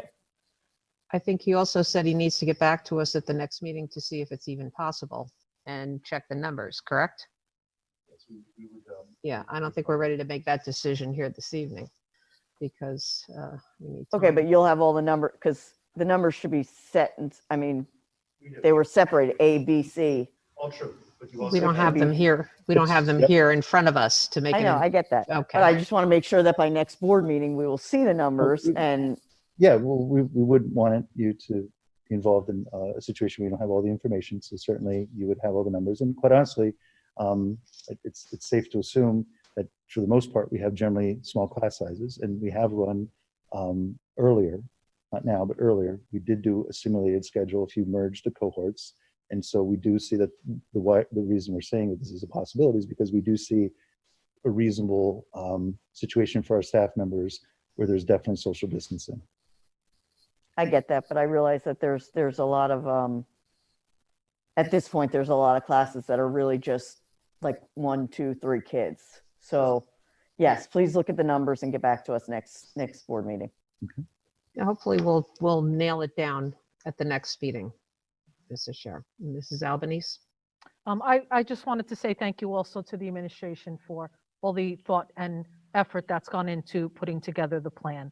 I'm interested to hear from stakeholders, students, parents, staff members, members of the community. And I agree with Mrs. Scher that I do think we need to take a hard look at maybe having the combining of the high school cohorts start with phase 2 rather than pushing it farther back. So I'd like to hear what members of the community, especially the high school community, think about that. But I think it's something that maybe we should take a good hard look at. Look at the numbers, if it's something we could do and we can give kids more face-to-face time who want it and parents that want it. I think it's a good thing for us to look at. Thank you, Mrs. Albanese. Okay, is that it for the plan? Was that a finger raised, Mr. Giordano? No, okay. All righty, well, thank you both, Dr. Toback and Mrs. Reichman. Great job. Very well thought out future plan. We'll move on to you, Mr. Moffett, for revisions. to Yes, the ma'am. agenda. We have a few changes on tonight's agenda, starting in section M, Human Resources. Item number 2, which is approval of mentor payments. We have going to withdraw number 1, line number 1, which is Jamie Morano dash September 25, 2020 through January 5, 2021 dash basically $201.63 dash Stacy Imar. Moving on to the emergent agenda, we have some changes in section T, emergent human resources. Item number 3, which is approval of leave request. Number 1, ID number 6010, revised school location from RY to JFK. Item number 12, approval of extracurricular coaches. Revised number 2, winter coaches at Wayne Valley as follows. Withdraw number 11, Anne Marie McGrath, head coach, fencing girls, step 4, $7,129. Revised number 12, Kristen Jager from assistant coach, fencing girls, step 4, $6,037 to head coach, step 1, $6,222, and add Francesca Russo, assistant coach, fencing girls, step 1, $5,398.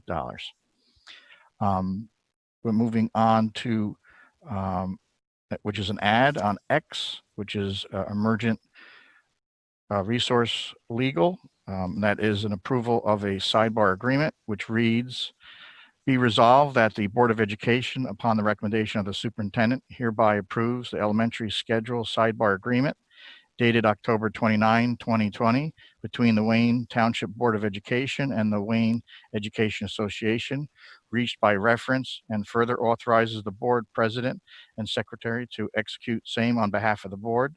The superintendent and business administrator are authorized to take all further steps required to implement same. And that concludes tonight's changes to the agenda.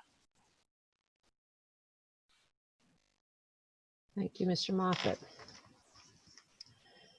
Move on to the public portion. This portion of the meeting is open to citizens for comment on agenda items only. Residents are to state their names, addresses, and subject matter. Comments may be limited to 5 minutes per person. Members of the public are discouraged from speaking negatively about an employee or a student. The board bears no responsibility for comments made by the public. Comments regarding employees or students cannot be legally responded to by the board. Other comments may be responded to tonight or at subsequent meetings under old business. Can I get a mover? Mr. Giordano, Mrs. Scher. Okay, Dr. Bouchard.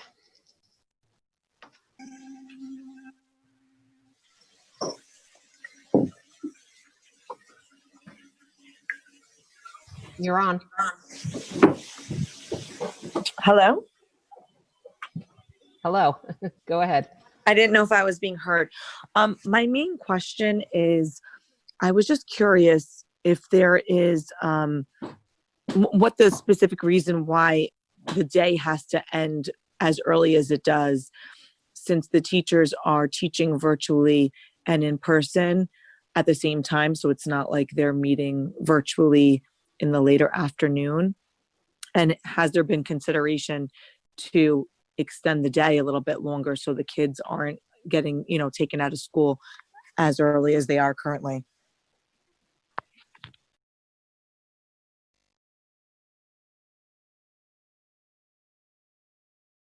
I'm sorry, we'll answer at the end. Next caller.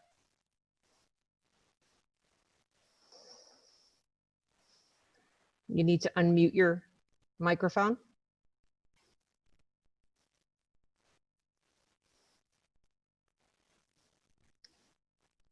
Is this an older version issue, Dr. Bouchard?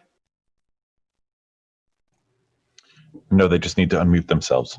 Okay.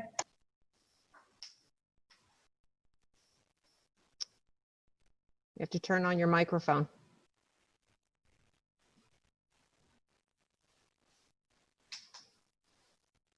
Okay, next caller, Dr. Bouchard. Hello. Hi. Hi. I'm Katie Scheit. I live at 11 Shore Road. I have a second grader and a fifth grader at Pines Lake. I had a few questions. My kids have been virtual since the beginning of the year, and I just want to clarify about the January 4th deadline. If we decide we're going to keep our kids virtual, does that mean we do not have the option until the end of the school year to send them in? Is that like something that's set in stone? I mean, I understand there has to be some things ironed out and some permanent plans made, but I just wanted to clarify that. I'm all in favor for the virtual after the holidays, just going on the record for that. I know some other school systems are having a virtual teacher, like a dedicated virtual teacher, so that the kids are not on Chromebooks in the classroom. I think that if my kids could go to school and not be in front of a screen, I would actually send them. But I'd rather keep them home and have them on a Chromebook than sitting in school and taking on that risk and having them sitting in front of a Chromebook. So if that is something that would change, I would probably send them to school. And I think that's all my questions. Thank you very much for everything you're doing for our kids. Thank you. Next.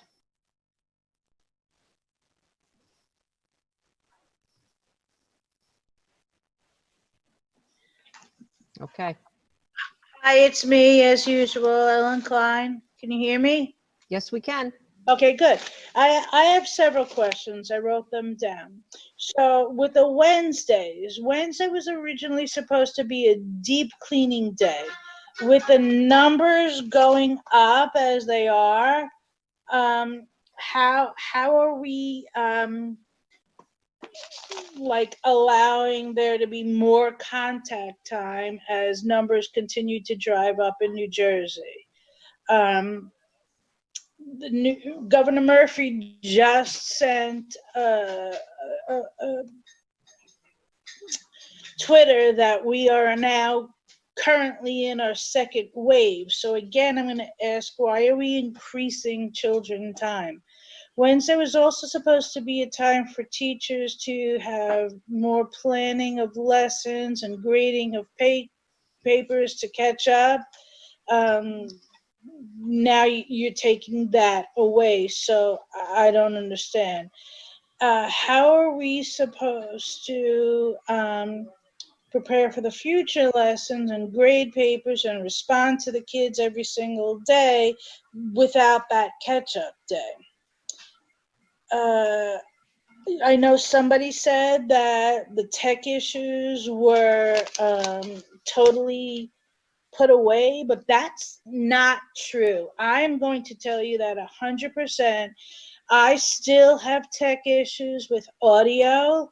I've had to have people from the help desk and my own media specialist come in with the brand new teacher computers, and there's still a major issue with audio.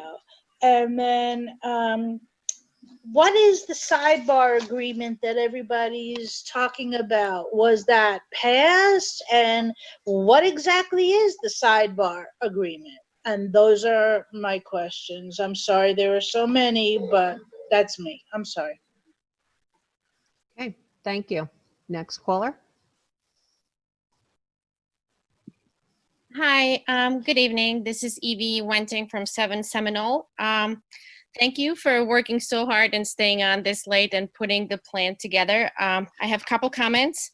One is I feel like the kids really need to go to school full time in any level. I have 3 kids in each level. 1 in each level, not 3 in each level. That would be crazy. And they are really struggling. You know, my high schooler who has an IEP is struggling. My middle schooler, her grades went down by 2 in 2 of the subjects where she had no problems like that before. My little guy who's in the 1st grade, and I have a teacher hired for the 2 days when he's not going in. So we're really trying hard to keep him caught up, but things are really hard in here, and I'm spending a lot of money outside of my taxes on trying to make good education for my children. So I personally feel that whatever the risks are with the proper distancing and the mask wearing, they really need to be in school full time. Wanted to give you a comment on one of your policies that happened with my high schooler. I kept him home last week because he wasn't feeling well, but he was supposed to go in on Friday, and I kept him home. He wasn't feeling well. I didn't want to risk getting anybody sick. He does not have COVID, but just, you know, as a precaution. And he was marked absent even though he attended all of the classes online. Was with every teacher. I had let the nurse know. I left messages and all that stuff. And I feel like that is very discouraging for people to keep their kids home when they're not feeling well. If they get marked absent, even though they were there. You know, I talked to the school and I received kind of a lukewarm response, but I feel like you guys should really look at the policy, because if you want to encourage kids to stay home when they're not feeling well and they attend every class, they should be given the credit and not be punished for it. And then there's also issues with being penalized for not attending a class when there is a technology challenge. That has happened too, because sometimes in my house, I have 5 people streaming. I work from home, so we run into an issue with streaming, and I did try to do the hotspot through the school and I got nowhere. I was given a phone number, and when I called LTs, they had no idea what I was talking about. So we're doing the best we can on our end. And my last and final question is, you mentioned clubs. So like I said, I have a middle schooler and a high schooler, and none of them know anything about any kind of clubs. There's no, outside of the 2 days or 4 days every 2 weeks going to school, any kind of activity that they were made aware of to be able to have clubs like they had the last time. So I want you to, I guess, consider, give more information on that. That would be great. So thank you. Okay, thank you. Next caller.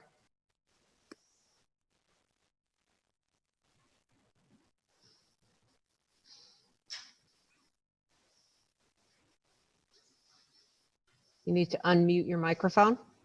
Hi, yes, I'm calling about the second Excuse me, phase. sorry. Name and address, My name please. is Amy Nazarko. I'm at 91 Chestnut Drive. I have 2 children in the Wayne schools, and I'm just calling about the second phase.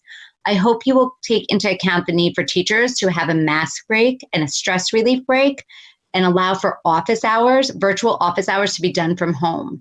Each day, you require teachers to stay in school and to perform virtual office hours even after students leave the building. Many residents have written you and asked you for your rationale. To date, no reason has been provided. Why is this? All office and eating spaces are shared. All secondary classrooms are shared. The longer teachers are together, the higher the risk becomes for coronavirus aerosols to be released. And these aerosols stay in the air for over 3 hours. Cases are rising. The longer staff stays in school each day, the increased risk of a district shutdown impacting students through no fault of their own. And yet you choose for teachers to stay for virtual office hours.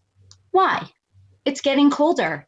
Teachers are forced to sit inside in shared classrooms and office spaces, eating and performing their office hours. To eat, they remove masks. If one of those teachers tests positive, a whole group of teachers will have to quarantine, and students will miss out on instruction. This can be avoided simply by allowing teachers to go home for virtual office hours. Why are we forcing this? Everyone on this board talks about safety and wellness. In fact, one of our district goals is wellness. Well, one simple thing you can do to promote teacher wellness is to allow us to go home for our virtual office hours. You will never compromise in-person student interactions this way. Allowing teachers to pick the best and safest place to be when students are not in school will alleviate huge amounts of stress. It will also help teachers gain mental and emotional energy to successfully teach. And finally, it will give their faces a break from the mask, which will be especially important without the break on virtual Wednesdays. As a Wayne parent, my own children miss their teachers' faces. Less teachers in the building means teachers can safely remove masks and students can see actual faces. This promotes student-teacher connections and therefore student-teacher wellness. If we go to a hybrid model without virtual Wednesdays, there will be no time for students to see their teachers' faces ever.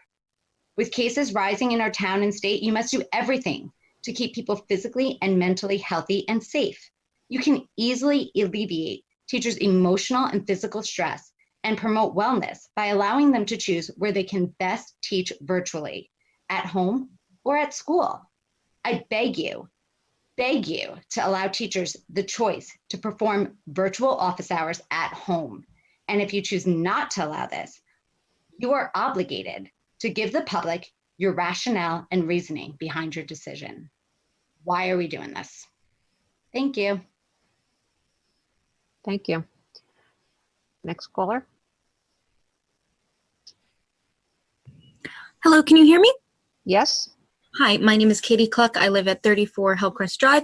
Just to clarify, this is only for agenda items right now, correct? Yes. Okay, cool.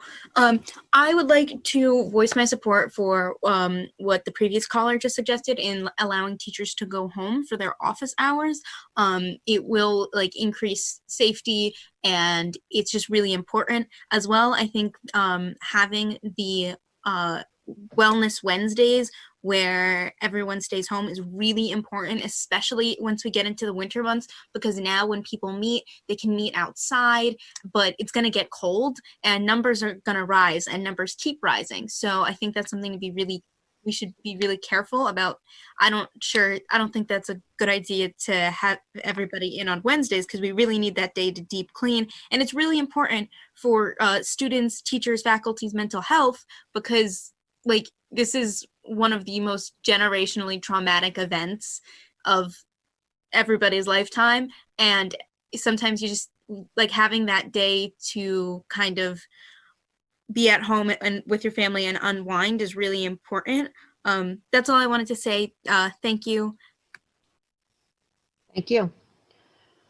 Next caller.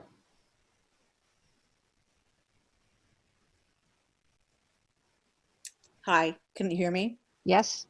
Hi, Eileen D'Amico, 29 Manor Drive. I guess first I just want to say thank you to the administration and to the board for putting this together and for considering this plan. I'm sure it was a lot of work, but it's definitely a very detailed plan. And I'm in favor, as a high school parent of a high school senior, I'm very much in favor of at least the high school parts of it. My concern from the very beginning has been the amount of learning time essentially between the half days and the hybrid and so on and so forth.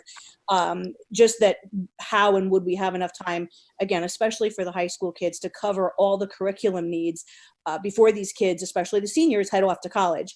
And so I do tend to agree with the first caller that if there's any way to consider extending the school day a bit beyond this half-day schedule that we're working with for the most part right now, something I would definitely urge you to consider if it's feasible. Again, maintaining all the necessary safety protocols to make sure everybody stays healthy.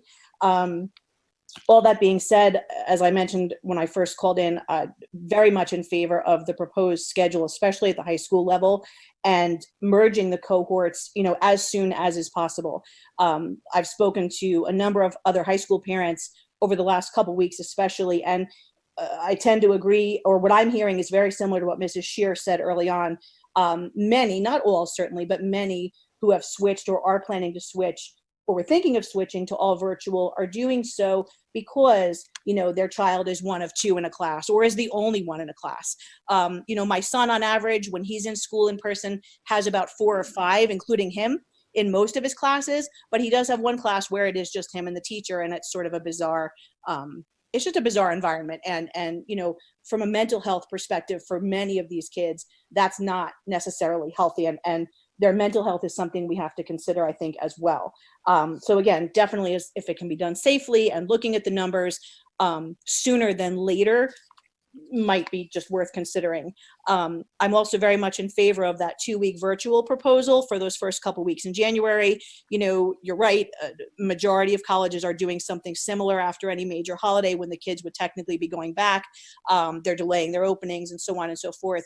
It not only allows, as you said, for the quarantine time, for those who will be with family or extended gatherings or traveling or whatever they're doing, but hopefully it then allows us to be able to stay open longer into the spring, if there's that time for everybody to sort of quarantine and make sure they're healthy before they return.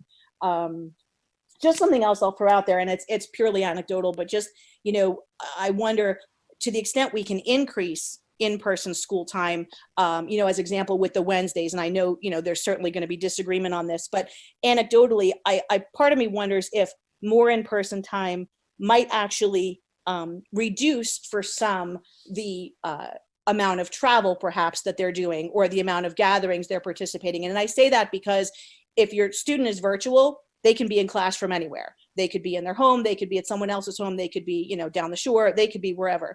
If they're in class in school, they need to be in class in school. So I wonder if perhaps a little bit more in-person time, if it's able to be done safely, might limit that a bit and thus make it, safer to some extent for at least for those cohorts. So just something anecdotal that I was thinking about. But otherwise, I think that's it. And again, thank you to all of you, and thank you, Dr. Toback, Mrs. Reichman, and all the administration for putting this together.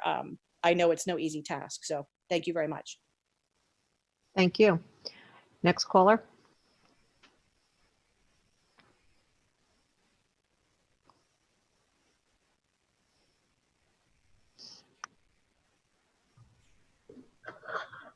Hi, my name is Lily Madar, 23 Bowens Avenue. I just want to speak out and say that I support the teachers and their want for the office hours to be at home. We've obviously heard from teachers who are fearful of getting COVID, of losing their jobs, because if they're not here, they might lose their jobs, whatever. And they just want schools to stay closed, or at least less hours, and like we don't need office hours during, you know, in school. And like as a previous caller said, there's no rationale for that.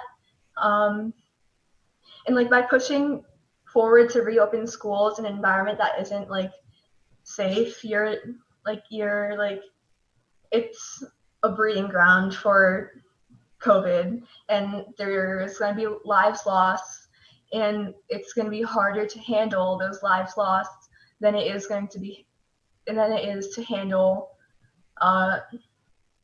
the plan before that. Like you could, like if you plan out like a better plan now, you could prevent those lives being lost.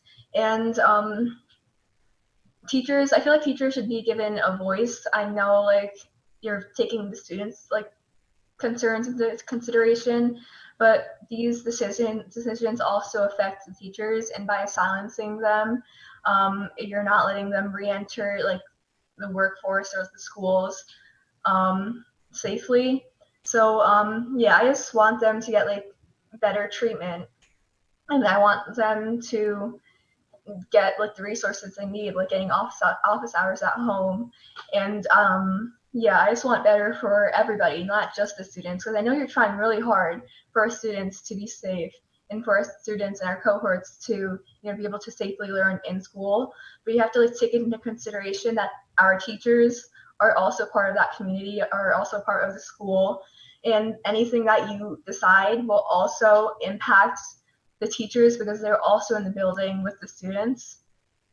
And I know you've worked to place like several safety measures, but sometimes they're not enough because, you know, masks, they help, but they're not, you know, 100% foolproof. And scientifically, it's not safe to open schools, but you know, whatever, we have to do what we have to do. But if you make teachers stay at school for office hours unnecessarily, it will exponentially like spread the virus, and we're gonna have to close schools, which is gonna be a setback even more. And your decision is gonna like either cost lives or save lives, and that's a difficult decision for you guys to make. But I just want you to keep that in mind. Just keep the teachers' concerns in mind and like maybe communicate with them more, because it seems like there isn't as much communication as there needs to be. And we'll be able to serve the community better when you guys listen to everyone in the community, not just parents, not just students, but also the teachers and the other staff in the schools, because they're being affected just as much as we are. And you know, yeah, like so we need to make the right decision for our community, so because it affects everybody. We need to rise together and like do what's right for everyone. And yeah, that's all. Okay, thank you. Next caller.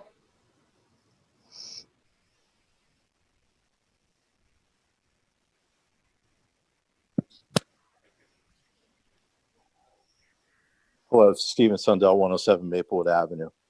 I just want to say that it's pretty disheartening that you're stating that these increase in numbers is due to increase in testing. That's kind of the same Kool-Aid they're trying to serve over in Pennsylvania Avenue in DC. It's not true. Even Governor Murphy said today, as well as many other experts, that we are in the middle of a second wave now. So things have been going okay. So I don't understand why you would try and risk things and poke the bear, so to speak, by increasing the number of students in the school at the same time, increasing the hours. This is not the time to be doing this. And like the other teacher said, I agree with her. If you extend the day and take away the time for the teachers to support the students, whether that's the the last couple hours of Monday, Tuesday, Thursday, Friday, or you take away that virtual day that they have some time to prepare and talk to students one-on-one, then they're not getting the help that they need. So I just think that you should stay the course. It's been working for you, and stay with that. And even the superintendent sent out a letter the other day about a case in the Hills that was suspiciously showed up right after a Halloween party with the cheerleaders and the football players. So I don't understand why they would threaten to go all virtual in that letter and then say, okay, well, we're going to increase the number of kids in school. So it didn't make any sense. It's a contradiction. Okay, that's all I had to say. Thank you. Thank you. Next caller.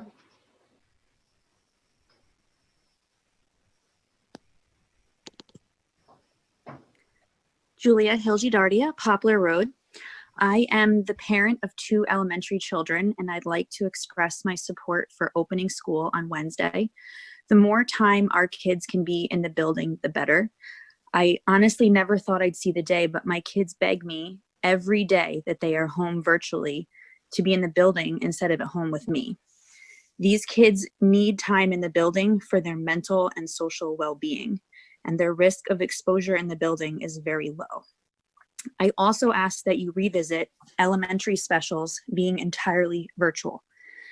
Virtually delivering specials such as gym, art, music, and media are not a proper substitute for education, and our children are suffering under this practice. If the children cannot see the teacher in person, then I encourage at least live Google Meets on a set schedule. It is very hard for young children to engage with a video, and having a live instructor would greatly improve their experience. Lastly, while I encourage as much in-person time as possible, I think speech services should continue to be delivered on Google Meet because it is a service that is hard to receive when everyone is masked. Thank you for your time. Thank you. Next. Hi, my name is Heather Vaccaro on Shady Terrace in Wayne. I have a really big concern about being locked into either in-person or virtual. I think the pandemic isn't over yet. The COVID cases are on the rise. And to have to make that decision now isn't really a good place. I don't really want to be there. My kids are in school now, they're in person, they're doing great, everything's been going great, but I don't know in a month if I'm going to feel the same way. And to be honest, if the cases go up, I probably would want to switch them. And also, I think if you do that, you're going to be encouraging people who might switch to virtual for a short period of time because they may have been exposed to COVID or something like that. They may just decide not to do that now because they don't want to have to be locked into virtual forever. So something to think about. Thank you. Next caller.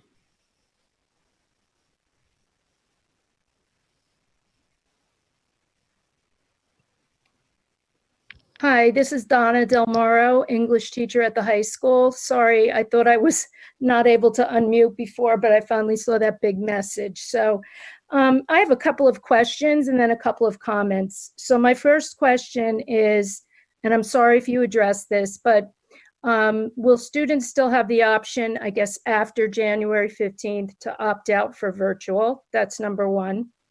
Number two, I think there's some sort of typo on the schedule for Mondays at the high school. So maybe we could just clarify if that's, it seems like a full day till 2 o'clock. Usually students would have to have lunch if that's the case. So I'm not sure what that's all about. If that's a virtual all periods meet day, if it would still end at the same time that it would if we were doing virtual Wednesdays. So those are just my questions. My comments in general, I agree with everything that my colleague Amy Nazarko said about afternoons and teachers having that freedom to go home to have the one-on-one conferences. I do conferences sometimes from 12 right until 2:15, 2:30, masked, still in my room, and it's very difficult. It's exhausting.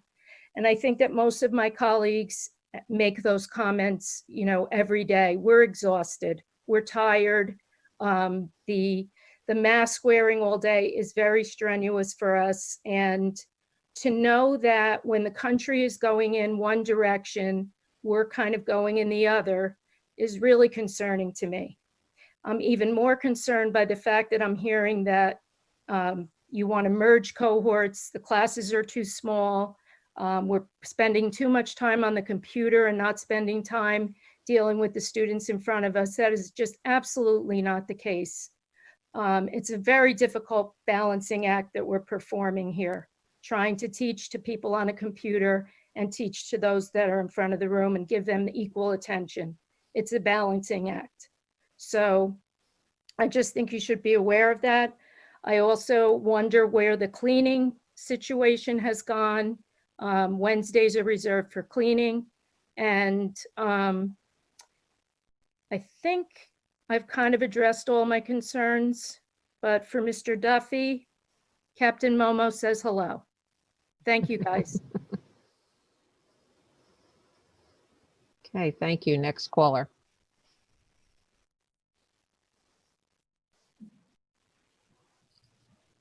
Hello? Yes, My name is Rice Main. I live on 51 Road, Woodlock Road. And, we can all agree that this pandemic has been really hard on us, ever since the pandemic happened. Me and my boy Kyle haven't been able to, like, shotgun some monsters and stuff. So, it's really tiring for that. But I think that school should be closed, because of the dangers of COVID spreading and everything. And also, I'm an upcoming pro and everything. I'm going pro in Valorant. I'm currently ranked like silver 3, but I'm working.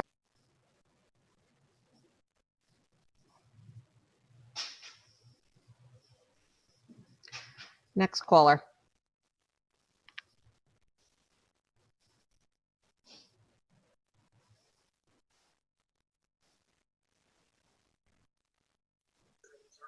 Hi, my name is Kim Baker, 94 Lions Head East, and I want to talk about the specials, especially in the elementary school. I know pre-COVID, before lockdown, our kids on a partial day would go to school until 1:15, and during that day, they would still have their specials. Now they're going an additional 30 minutes, and the specials are being done after the school day. I just basically want to know why the specials can't be done during the school day with the extra half hour. And I would like you guys to consider, please, streaming it during the regular school day, just like you do in the middle school and the high school. I do have an elementary school student, and I do also have a middle school student. And I see how wonderful everything is working out in the middle school. As she logs on every day, does all of her specials during school, maybe does some homework after school. But I see how difficult it is for my youngest daughter, who is in 4th grade at APT, to continue to do her specials after school, and they're not even live streamed. I would really like you guys to please consider having the day with the specials, just like we did back when it was just a regular partial day. Thank you so much. Thank you. Next caller.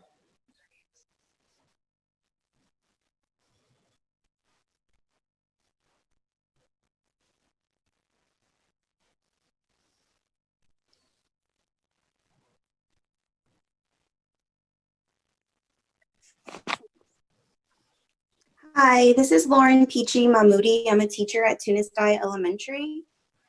I just want to share with the community that teaching in the hybrid model requires like way more planning than regular teaching does.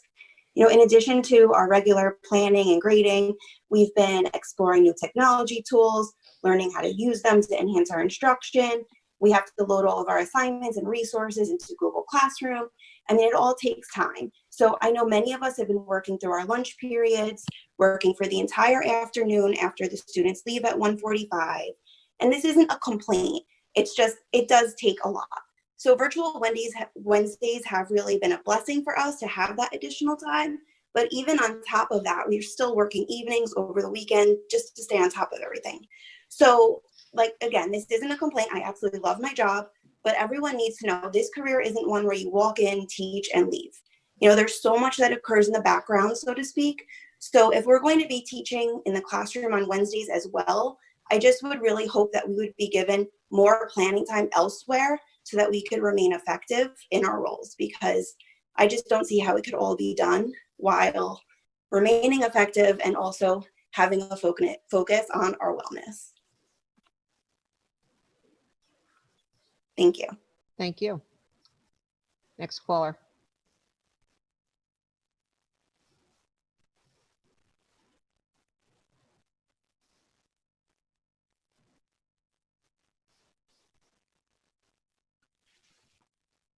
Hi, this is Jenny Franklin, 21 Keelana Drive. I would just like to, first of all, say thank you for everything that you've all done to make this as good an experience as possible for our kids. But I'd like to express my support for the caller who talked about the high school kids having as much time in school as possible. I too have one child left in Wayne who is a senior, and I am concerned about what college will hit like after a year and a half of this. But I'm more concerned about what I see, the behavior of the high school kids. Too much free time is not a good thing. And we might like to think that they're sitting home after school ends at 12 o'clock and doing their homework and hanging out all night long, and that's not what's happening. I think the safest place that they can be right now is in school. And I think the longer that they are in school, the safer they will be. But again, thank you to all of you. I like the plan moving forward. It sounds like more school time, which is awesome. Thanks. Thank you. Next caller.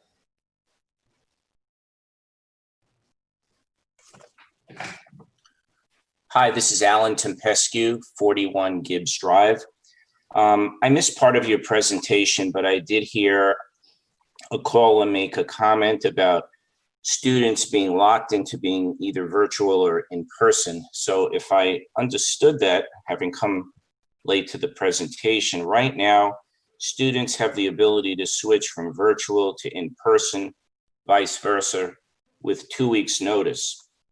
That flexibility is a benefit to your current practices, allows parents and students the ability to react to the evolving pandemic and to react to their personal family situation. And I hope that flexibility would not change. I think it's an important component. And I think if you take that away, if I heard the caller correctly, again, I apologize for coming late, but that would be something that I think would be a detriment to the program. Thank you.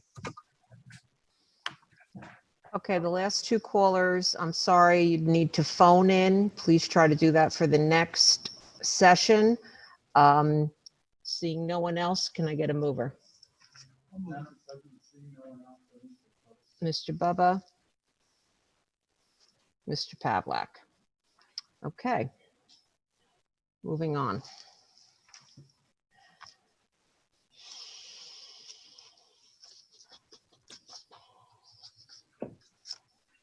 Well, the next is H item, human resources.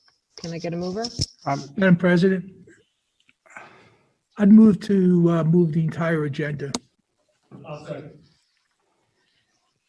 That's fine, but we have a lot more involved before we get there with retirement readings and committee reports.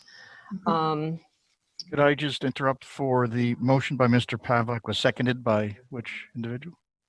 Mr. Duffy? Well, Mr. Bubba moved, Mr. Pavlak seconded. Okay. Well, that's how I heard it. Can we, Madam President, Yes. can we do our committee reports and then do the retirements and then we'll vote on the agenda? Well, that was what I was hoping to do. So I was about to say Okay. that to Mr. Pavlak, if that's okay with you. I'm Thank you fine. very much. My So, So I will go first if you like. well, we're doing we're on the human resource items right now. What happened to committee reports? Did I skip over them? Well, no, because we moved the whole agenda, so we would No, have we to didn't do move them. anything yet. Approval of minutes. Okay, administrative, HR. Well, this is the public work session. So let's move that and then we'll go to emergent. I'm sorry, this isn't the public work session, right? No, it's not. Oh, This okay. is the regular meeting, but aren't we moving the minutes, the items from the last public work session? Before we get to, yeah. Part of the agenda. There are no Okay. minutes that was passed last meeting. All right, I'm looking for the committee reports and I don't see it. It's usually in the beginning. Okay, fine. Move the whole agenda and then we'll do the committee reports and the retirements. It doesn't matter. The motion before the board at this point is. Okay, is there any discussion? Okay, roll call, Mr. Moffett. Mrs. Albanese? Yes. Mrs. Albanese is a yes. Yes. Mr. Bubba? On emergent T number 7, no. Yes to the rest, please. T number 7 is a no. All else, yes, Mr. Bubba. Mr. Duffy? Yes. Mr. Giordano? I'm abstaining on X1, but I'm saying yes to the rest. X1 is abstention, and yes on all others. Mrs. Kumar? Yes on all items except for abstaining from X1. Thank you. Mr. Pavlak?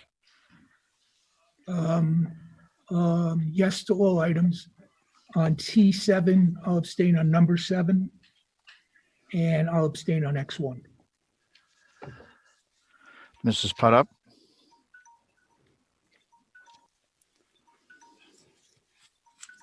Yes to all items. Thank you. Yes on all items. Mrs. Scher? Yes to every, oh, sorry. Yes to everything except for X1. I'll abstain on X1. Thank you. Mrs. Kazan? Yes. All items pass. Okay, so let's start with committee reports. Go ahead, Mr. Okay. Bubba. Thank you. Facilities Committee tonight met with myself, Mrs. Kazan, Mrs. Putup, and our administrators, Mr. Moffett, Mr. Skibitsky, and Mr. Blanchard. So it was a pretty lengthy meeting. We got a couple of looks at a couple of agenda items that will be on the November 12th agenda. The comprehensive maintenance plan was one of the items that will be coming on the 12th, and the ESIP 2 agreement will be finalized and on the agenda, and as soon as it's approved, work will start immediately. Right now, the use of school facilities is limited to PTO and school activities, though we are asking just to see if other things can be worked in to that. We're going to do some research. The ECC, the garden plaque is all set to go. And the dedication plaque is in holding and waiting. The final election polling locations are set now. We are going to have voting in Ryerson, Wayne Valley, George Washington, Lafayette, Preakness, and Wayne Hills. I guess it was one school in every voting district in the town. We had talked about a new demographic study update, and it was put on hold due to the pandemic, and we started to talk about it again. But right now we're going to leave it kind of on hold until we get more information from the town. We need to find out whether we're going to have 1,000 new homes, 800 new homes. So we need more information before we can actually move forward with that. And the last thing in facilities was we've done cleaning testing for all of the schools. We are actually testing above and beyond the state parameters. So I want to thank the staff for making sure that the schools are cleaned. Now we have transportation. So we had bus evacuation drills are on schedule and going well. The state had actually extended it, but we decided to do it anyway because why rush if we don't have to? We looked at our transportation agreements and our contracts for transportation, mostly dealing with special ed transportation. They're going up, and it's due to the pandemic. The extra cleaning, the extra bodies, the extra time is going to cost more money. Our state reporting is going well. So far, the only issue is that the state is dealing with how the state is dealing with the virtual students. We were advised to use one route, but then it was kicked back because too many kids were on a bus. Kind of wasn't going to work, but they decided to try it anyway. And we also talked about department operations. Right now, there's some challenges with hiring due to leaves that are going on and things like that. And trying to hire at this time is not easy.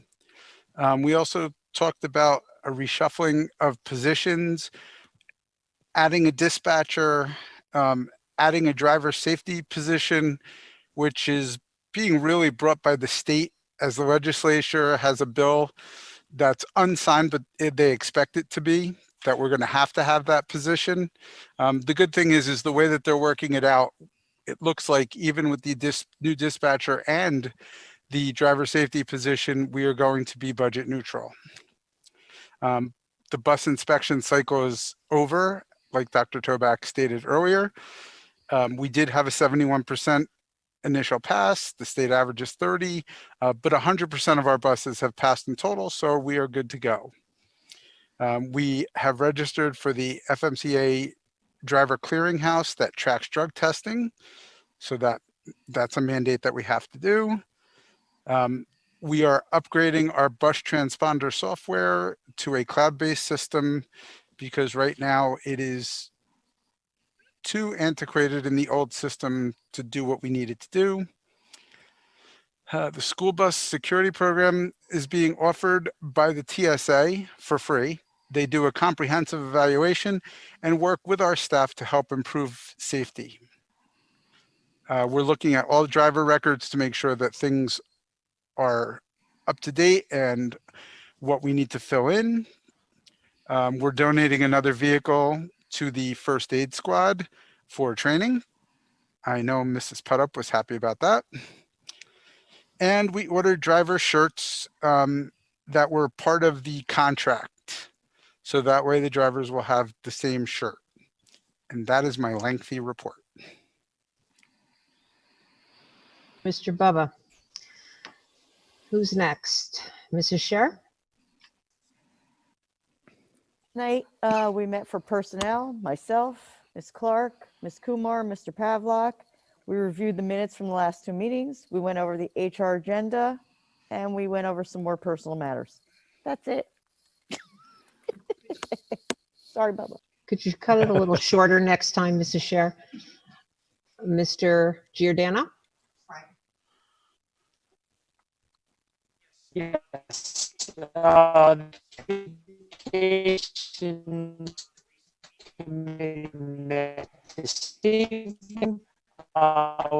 We discussed a lot of the media coverage and various areas. You can't hear me. There's something wrong with your audio, Mr. Giordano. You're breaking up badly.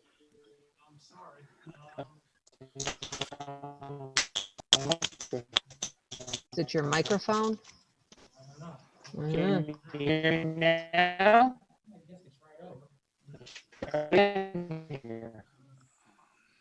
I can hear myself. It's like buffering. The voice is buffering through the computer. I'll see. Oh, it's a connection. Could be. I can jump off. Sorry. Is there someone else from your committee that could possibly give the report on your behalf? Because no one's going to be able to understand you. I'm sorry.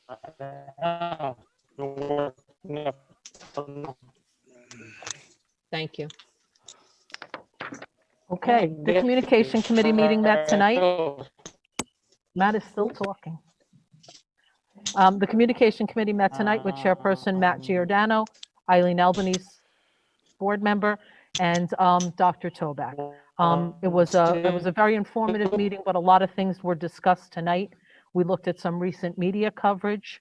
We discussed the proclamation that was read last meeting about Hispanic Heritage Month. We talked about the newsletters that have been going out to the community. We got an update and a little preview before tonight's meeting about the Phase 2 return to school presentation, as well as the information that'll be on the website starting tomorrow, with an opportunity for stakeholders to comment and voice any concerns or any suggestions they may have. And that was the Communications Committee meeting. Thank you, Mrs. Albanese, for pitching in. Is there anyone else that has a report this evening? I think we've covered everything. Okay, so let's, I'm sorry. Oh, I'm sorry. Technology. Technology Committee met a couple weeks ago. Lengthy discussion about the laptops for the elementary school teachers. And I'd like to thank Mr. Bouchard for being able to get them out as quickly and get them here quickly.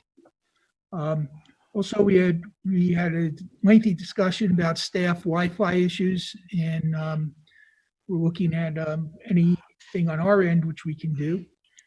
We also spoke about the replacement of the older Chromebooks. That's it. Thank you, Mr. Pavlak.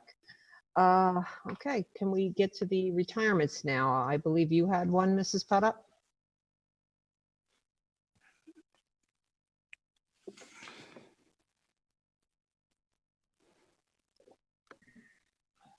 Charlie Calderon.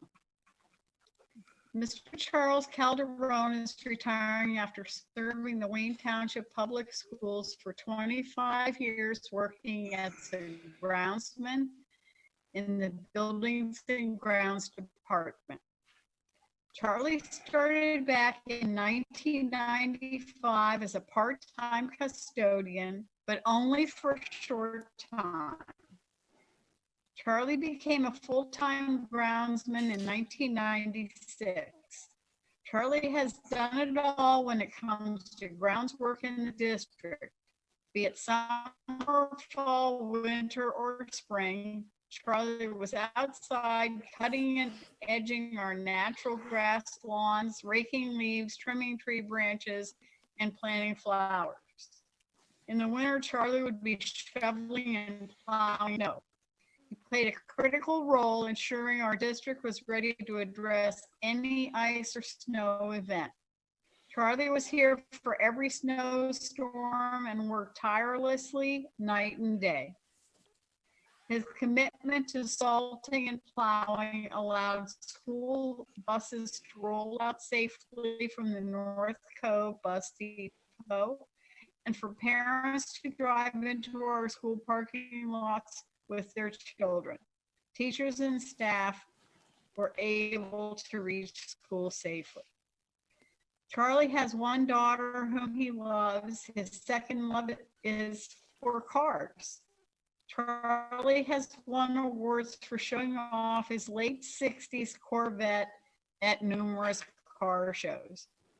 We're sad to see him leave the Wayne family, but we are happy that he will begin to enjoy his well-earned retirement.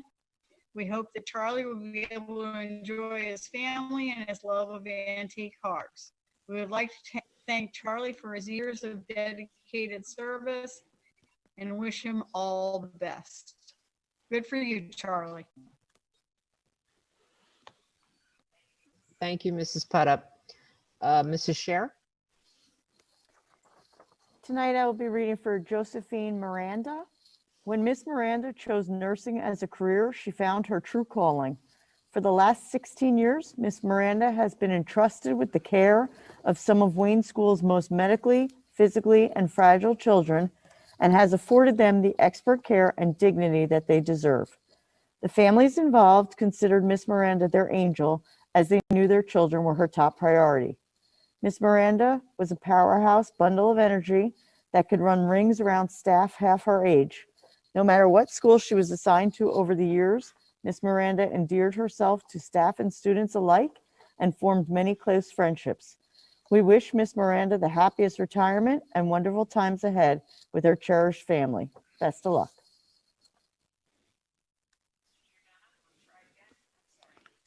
I'm on mute. Mr. Giordano, let's try again. Okay. Is my mic working now? Okay, sorry about that. One of those nights.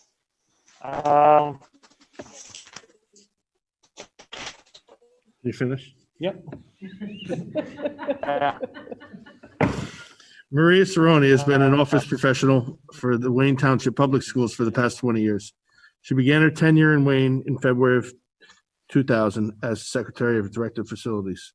While there, Maria played a vital role in making sure our schools were always in tip-top shape and prepared for our teachers and students. In 2018, Maria joined the staff at Wayne Valley High School, and ever since, she has always been a welcoming presence in our office. In assisting students and staff in the building, many fans may remember her smiling face as she frequently worked at various athletic and other student events. Outside of school, Maria enjoys spending time down the shore with her family. However, her face truly lights up when she speaks of her 3 grandsons and the time they spend together. The administration, staff, especially our students, will miss Maria and her contributions to the school. We wish her happiness and many warm days down the shore in the next chapter of her life. Congratulations. Thank you, everyone. And all the best to our retirees, and thank you for your years of service to the Wayne Public Schools. We're going to our second public portion, and I would just like to make a couple comments first. First, we'll go to 3 minutes. And second, if you could please be brief, because we have to go back to an executive session. After this, we're not finished with our work this evening. This portion of the meeting is open to citizens for comment on any topic. Residents are to state their names, addresses, and subject matter. Comments may be limited to 3 minutes per person. Members of the public are discouraged from speaking negatively about an employee or a student. The board bears no responsibility for comments made by the public. Comments regarding employees or students cannot be legally responded to by the board. Other comments may be responded to tonight or at subsequent meetings under all business. Can I get a mover? Who moved? Oh, Mrs. Scher and Mr. Giordano. Okay. Let's begin.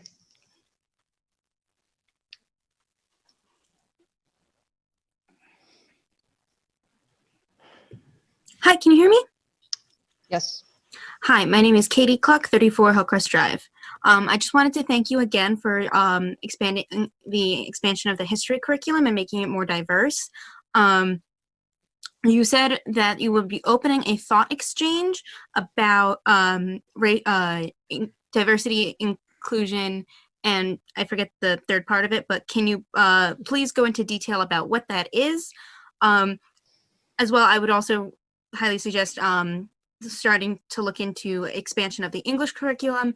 The breakdown of authors of color in the history English curriculum is very stark. There are very few authors of color in the curriculum, and almost none of them are required reading for teachers to teach, and that's a concern because people of color have important things to say, and they're very the works are very culturally important. And then you also announced last meeting that committees about diversity, equity, and inclusion would be announced. I wasn't really able to find any details about that. So if you could expand on like what's happening with that, I would greatly appreciate it. Again, I thank you for all that you've been doing, and I appreciate the steps you've made. I just want to know how we can keep going. Thank you. Thank you. Next caller. Mr. Bachikaz, I think he has the older version, so we can't admit you. You need to phone in, unfortunately. Next caller.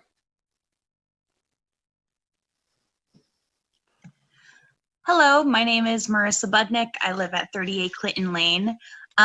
Just like what Katie said, I want to thank you for your efforts in diversifying the history curriculum with the Choices program. I think doing some more research on it. It's very credible, and we all appreciate your efforts in doing that. And like she said, I think the next step is definitely diversity in English curriculum in terms of authors, making authors of color mandatory rather than, just making them mandatory, basically. And I also wanted to ask for an update on curriculums for the mascot and the diversity committees, who's on them and when they're going to be meeting. Because like she said, you did mention that about that, and I'd just like more information about that. Thank you for all you do. Thank you very much. Next caller. Hello, good evening. Jamie Lillis, 70 Brandywine Road. So I have 2 kids in elementary school that have been using the office hours of our teachers a lot. So for those seeking teacher office hours at home, I'm just curious what happens for the teachers who live almost an hour or more away from the school, or if there's traffic or bad weather that delays them getting home. The purpose of office hours is to be available for your students. So unless you could somehow guarantee everyone will be home in time for their office hours, I don't see how you could do that and be fair to all and make sure everyone gets the help they need. One more thing I'm just curious about, has there been any consideration been given to the week after Thanksgiving being all virtual, or will it be a last minute decision like next Monday is? Thank you. Thank you. Next caller.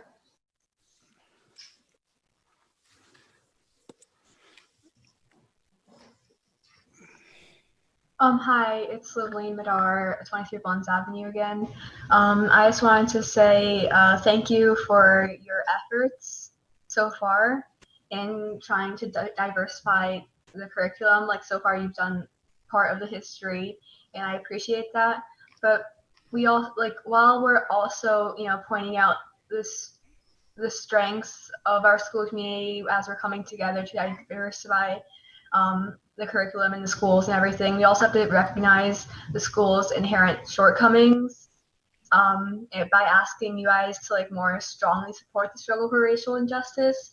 For example, the English curriculum lacks a lot of cultural diversity. It's almost all white authors, which doesn't provide perspectives into other cultures, other races, other identities.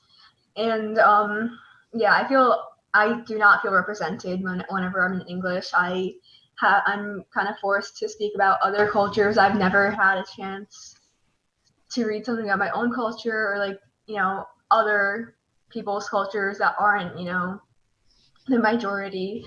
So I believe that there's a lot of work to do, and beyond just the history curriculum and supporting diversity through that, we have to make sure that our schools are safe, inclusive, and supportive, that encourage student access to support systems. We could have, maybe there should be a way for students to get a support system where they can talk about these type of things, because guidance can be kind of scary sometimes. Maybe if there's a student group where we could go and then they could represent us or whatever.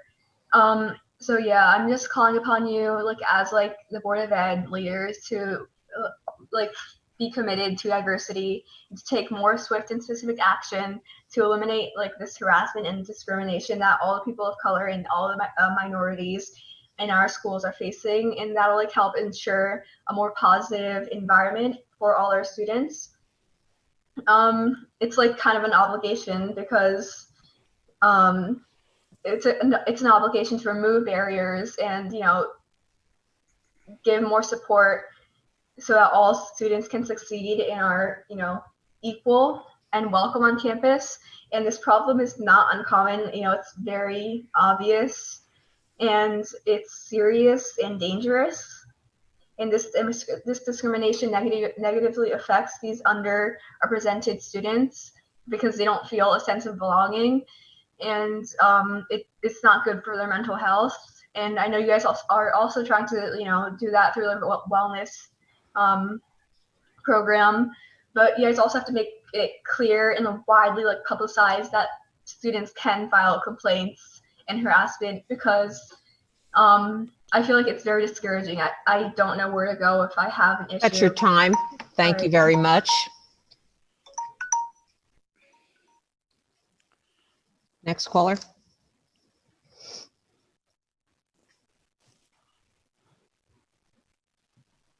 Yeah, hello. So my name is, and I just want to talk about like all like the gender inequalities in the classroom and stuff. Like I feel like I can't express myself in the classroom and stuff like that. I've been like really having a tough time in school and everything, you know, like as a non-binary kid, I want to be able to like express myself in school, and I'm not being able to do that in school. So like I think there should be like a oh, sorry about that.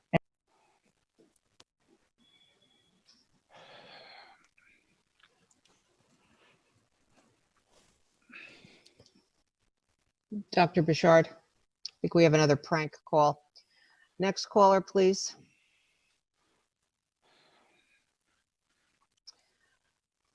It's not amusing. Hi, my name is Sarah Gaber, and I live at 1051 Ratzer Road. I wanted to commend you on expanding your curriculum like the last couple of callers, and I wanted to say that there does need to be change in the English curriculum. Specifically, there needs to be incorporated a more diverse group of authors, not only racially, but there needs to be more women authors, there needs to be more authors from the LGBTQ community, and there needs to be more representation from authors with disabilities. The commitment to try to reach the Amistad mandate requirements is very progressive and important, so I commend you for that. But that same change needs to be found in the English department. If it's not found there, it negates what you've already worked for. I agree with the other callers that there needs to be more done about the committees. We need more specific details. We need to understand that this isn't going to be another one of the vague promises that we've received in the past. We need to know that this is being taken seriously, and that issues like the mascot and numerous other racial matters within the school are taken without bias, and that they are properly investigated. And the only way to do that is with proper transparency with the Wayne community. Thank you for your time. Thank you very much. Next caller.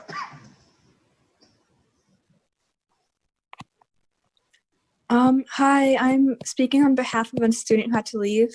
I'm speaking on behalf of a fellow student, Lauren Cinquino, who unfortunately had to leave the session early. She just wanted to reiterate the necessity of listening to teachers and complying with their requests. They are put under immense stress and have to do double the work to ensure the best experience for both in-person and virtual students. As for office hours, students should be allowed to go home to do their office hours from 12 to 2. The less time they have to spend in the buildings amongst all the other teachers, the better. There's no reason that they should not be allowed to conduct office hours in their own homes. Any environment they can work best in during this difficult time should be available. In regards to increasing in-person learning and merging the cohorts in the high school, this is not a practical option with the increasing cases of COVID. We have hit an all-time high of cases. Nothing has changed or gotten better. Besides, there's hardly any difference between in-person and virtual. While in-person, you connect to the Google Meet or use your Chromebook to do the same work anyway. There is no difference or advantage of being in person besides the fact that it's easier to interact with the teacher. I'm not saying in person it should be taken away. It is beneficial for students to go in to change their environment and have some form of social interaction. However, with the rising COVID number, coupled with the fact that virtual is not very different from in-person, the hybrid schedule should not be modified to keep students in school for longer. Thank you. Okay, thank you. Next caller.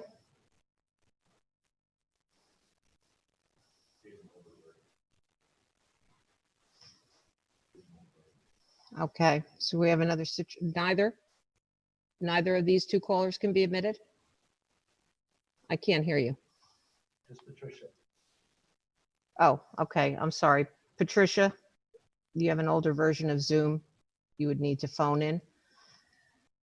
And the other caller?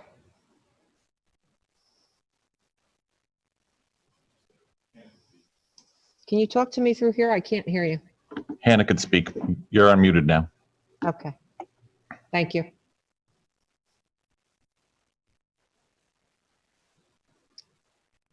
Hello?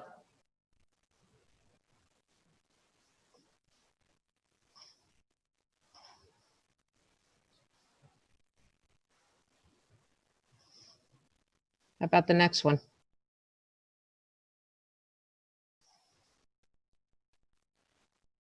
Okay. Can you hear me? Yes. Can you hear me? Yes. Oh, sorry. Thank you. Sorry about that. No problem. This is Patricia Brown. I'm at 1500 Ratzer Road. I have 2 children in Anthony Wayne, 1 in JFK. First of all, I want to say thank you to the board because this town has to be impossible to be on a board. I just sit here listening to people talk about what's better for kids' education and their well-being, and I just feel like, no kidding. We all know that. We all know we want our kids in school 5 days a week. We all want that. It's just not the reality right now. And, you know, before the pandemic, we talk about children having resiliency and grit. And I don't know what's happened to everybody with their children at this point. But I mean, I, for one, maybe they're not getting the academics, but my kids are learning empathy. They're learning, you know, how to be patient. They're learning computer skills they would have never had. They're learning other things. And complaining about the number of kids in a class, my daughter's in an 8th grade Algebra 1 class, and she's the only child there. Am I to think I'm supposed to complain about that? My daughter is getting a one-on-one algebra class. Like, who could be so lucky right now? Like, we need to, as a town, look at the positives.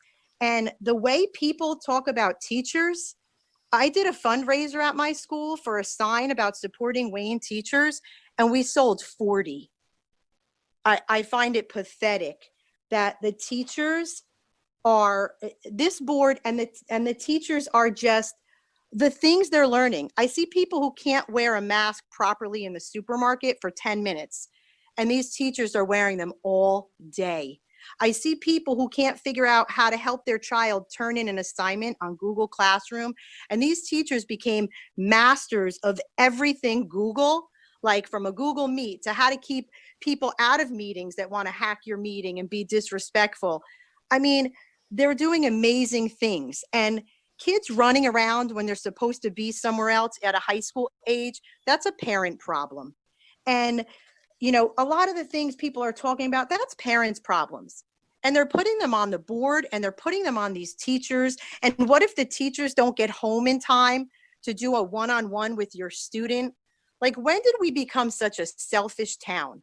It's really annoying to hear people complain. I don't complain to my kids. We don't complain about anything.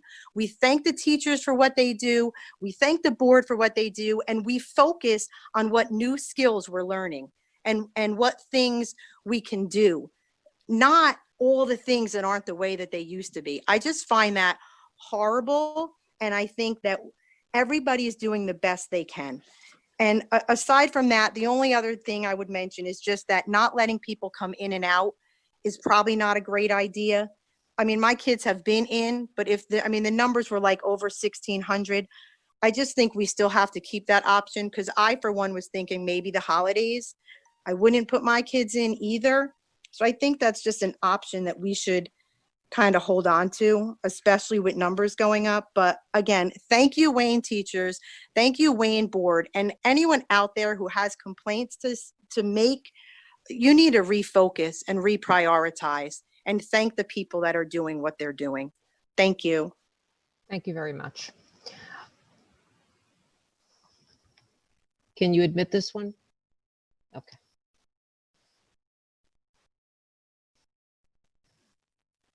Hello? I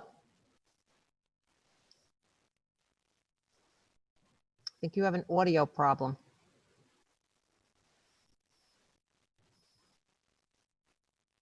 Okay, I'm sorry.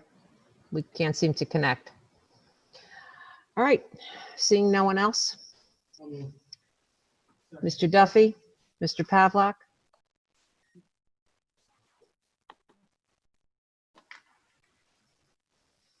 Okay. Old business? New business? Dr. Toback, care to address some of the questions from this evening?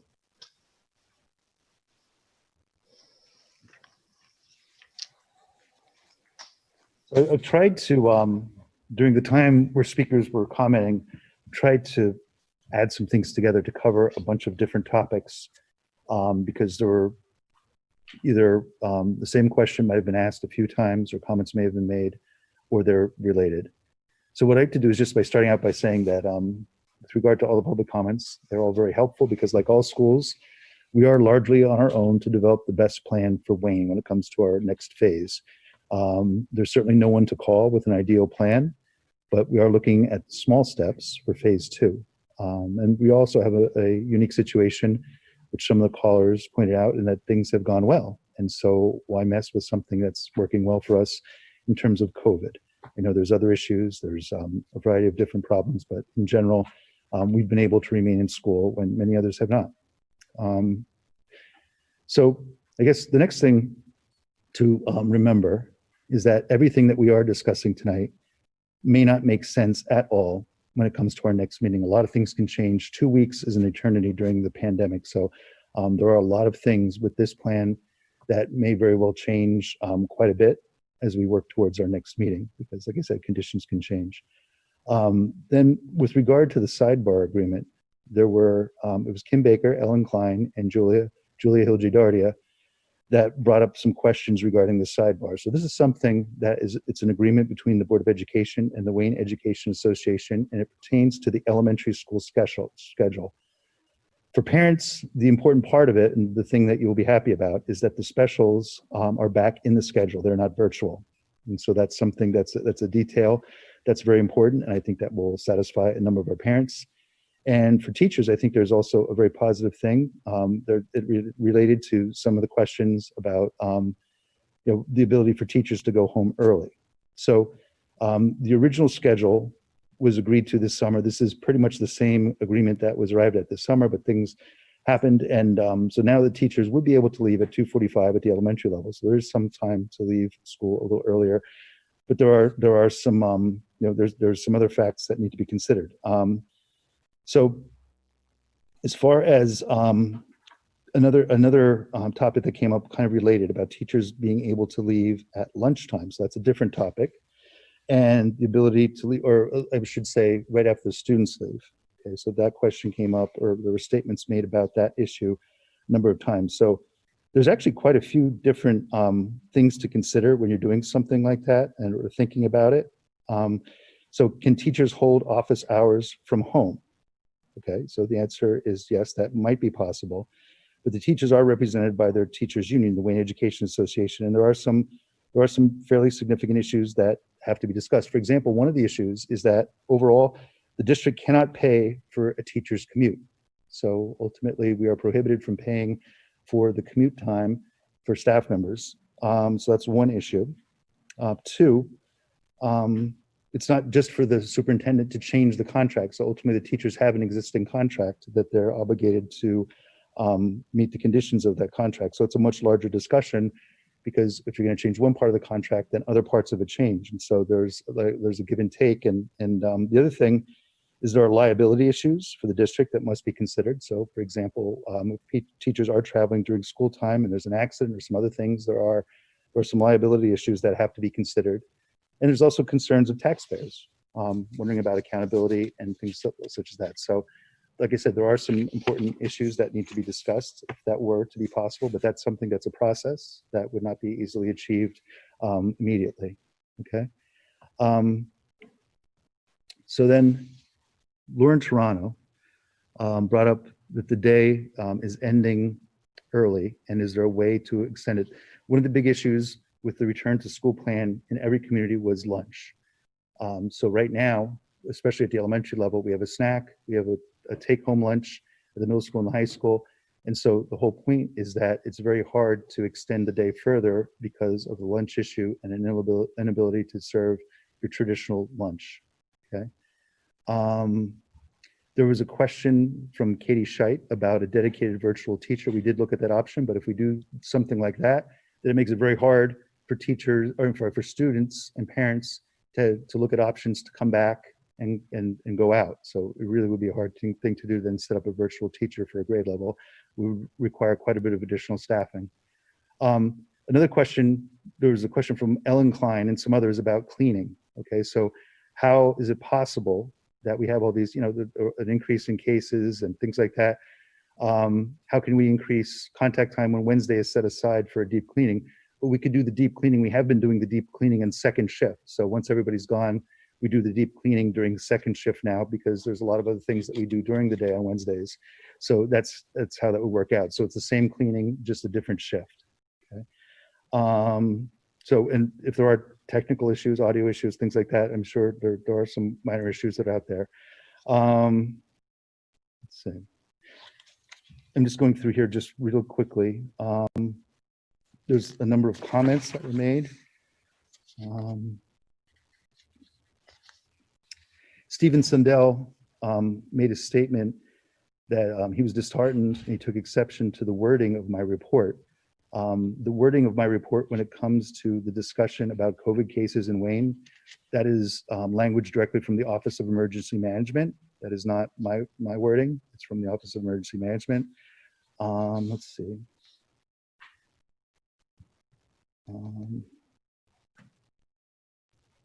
Right, well, for Donna Del Moro's comments, we'll certainly look at the Monday schedule typo. If there's an error there, we would certainly fix that. Thank you for finding that issue. There's another question about the specials. Mrs. Peachy made a number of comments. Okay. Now for the, Mr. Tempescu raised an issue about students being locked into virtual or in person. And some other people brought that up. That's an important topic. And in general, certainly that's something we look at. And we know that that versatility, that you have the 2 weeks notice, was a nice thing. But it does become increasingly difficult to do that, especially if, like I said, if more people come back into the building in any particular school, it makes it a little difficult. So we do have to work on that topic, but we'll have a final version for our upcoming board meeting. With regard to the students that spoke about the diversity, equity, inclusion goal, there is quite a bit of progress. So just a few things real quickly. One, the thought exchange will be coming out next week. And so there's really no great detail other than we're framing a question about the goal. And we're going to ask the community to provide us feedback about the different parts of the goal. So that's coming out next week. We are moving ahead. The committees have formed in part. In other words, we have some people, some lead people that are being trained to do some work as leaders in these committees. And so the rest of the members of the committee will be developed in the coming weeks. But we are making progress in all these areas. And we are, like I said, one of the areas that was brought up tonight was about addressing issues in the curriculum. And so there is one committee that is specifically set aside to address curricular issues. And so that's basically, I think I've answered, if not all questions, pretty close to all questions. Definitely got it covered there, Dr. Topak. If not, they could always send us an email. Did anyone else have anything else to say before we close? We are going to reconvene. I'm sorry, Mrs. Puttup, go ahead. Please vote. Thank you. You stole my line. Mrs. Scher? I just wanted to, 2 minutes, congratulate all the kids from tonight. Their achievements are so impressive. And I just wanted to congratulate all the kids and their parents and their teachers and everybody that had anything to do with it. I would like for us to possibly look into the specials more at the elementary school. I'm seeing that this is a problem, and I guess having gym, art, music, everything virtually could definitely doesn't help if that's what's happening. I'm not even sure that that's what's happening at this point. As far as the committees for the diversity, I know that they have started committees, but I don't believe that administration has to tell the community who's on the committees, just what's happening in the committees. So I'm sure as soon as they all meet, that the community will be told about exactly what's happening, but you don't necessarily need to know who's on the actual committees. And then a comment was made that a letter was sent home by our superintendent stating that we're going to have to go all virtual if the footballs and cheerleaders keep having parties. That never happened. And anybody who's read his email knows none of that happened. There was no mention of any students, football, cheer, anything. And there was no mention, I just reread the letter, there's no mention of going virtual if people have parties. It's simply a recommendation being put forth from the superintendent that I would like to say this whole board supports our administration in it's common sense. If you're all getting together and you're not doing the right things, you're going to spread it. And guess what? Then we can't send our kids to school. So it has an effect on everybody. But I just wanted to make it clear that that letter never happened in the way it was said by one of our callers. And it just brings me to the point of the rumors that are floating around the town. If you have questions and concerns about your school, no one is going to answer them on Facebook. They're not going, they don't, administration does not go on Facebook and answer your questions. So please, you have the email for all the board members, all the administrators, your principals, your email. Just ask. If you want to know if Wayne is closing down from November, from Thanksgiving to Christmas, just ask and you'll be told no. It was a complete rumor by another board in another town. But please reach out to your administrators. That's why you have the emails, not Facebook. Thank you. Okay, anyone else? I did want to ask Dr. Toback, since we are considering the virtual scenario after the Christmas break, is there a reason we're not considering it for after Thanksgiving? Because unless I'm mistaken, did I misunderstand something? It does seem prudent, but I'm not sure if that was something you were considering. It's something to consider. In the end, we do have certainly reason to do that. And on the other side of it is we don't know the extent of travel plans. It's hard to say. So we'll look at it in the coming weeks and we'll bring a recommendation for our next meeting. The time that we were most concerned about was the time after the holiday break in December, only because we know a lot of people come home. There's all kinds of, and really that's a tough one. That may be the case for Thanksgiving, but we'll certainly have a discussion about that as well. Yes, and sooner rather than later, because we like to give ample notice if that's possible. Yep. Okay, so is that everybody now? We have to go back into executive session. Action may or may not be taken, so I can't really say at this point until we go back. But if action is taken, obviously we'll reconvene in public and make any decision of that nature at that time. And yes, Tuesday and every day between now and Tuesday, you can cast your ballot. So please do so as every election. It's important. And it's our duty as citizens to exercise that right to vote. So thank you and good night.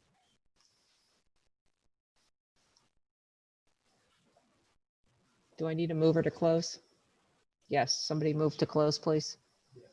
Mr. Giordano, Mrs. Albanese.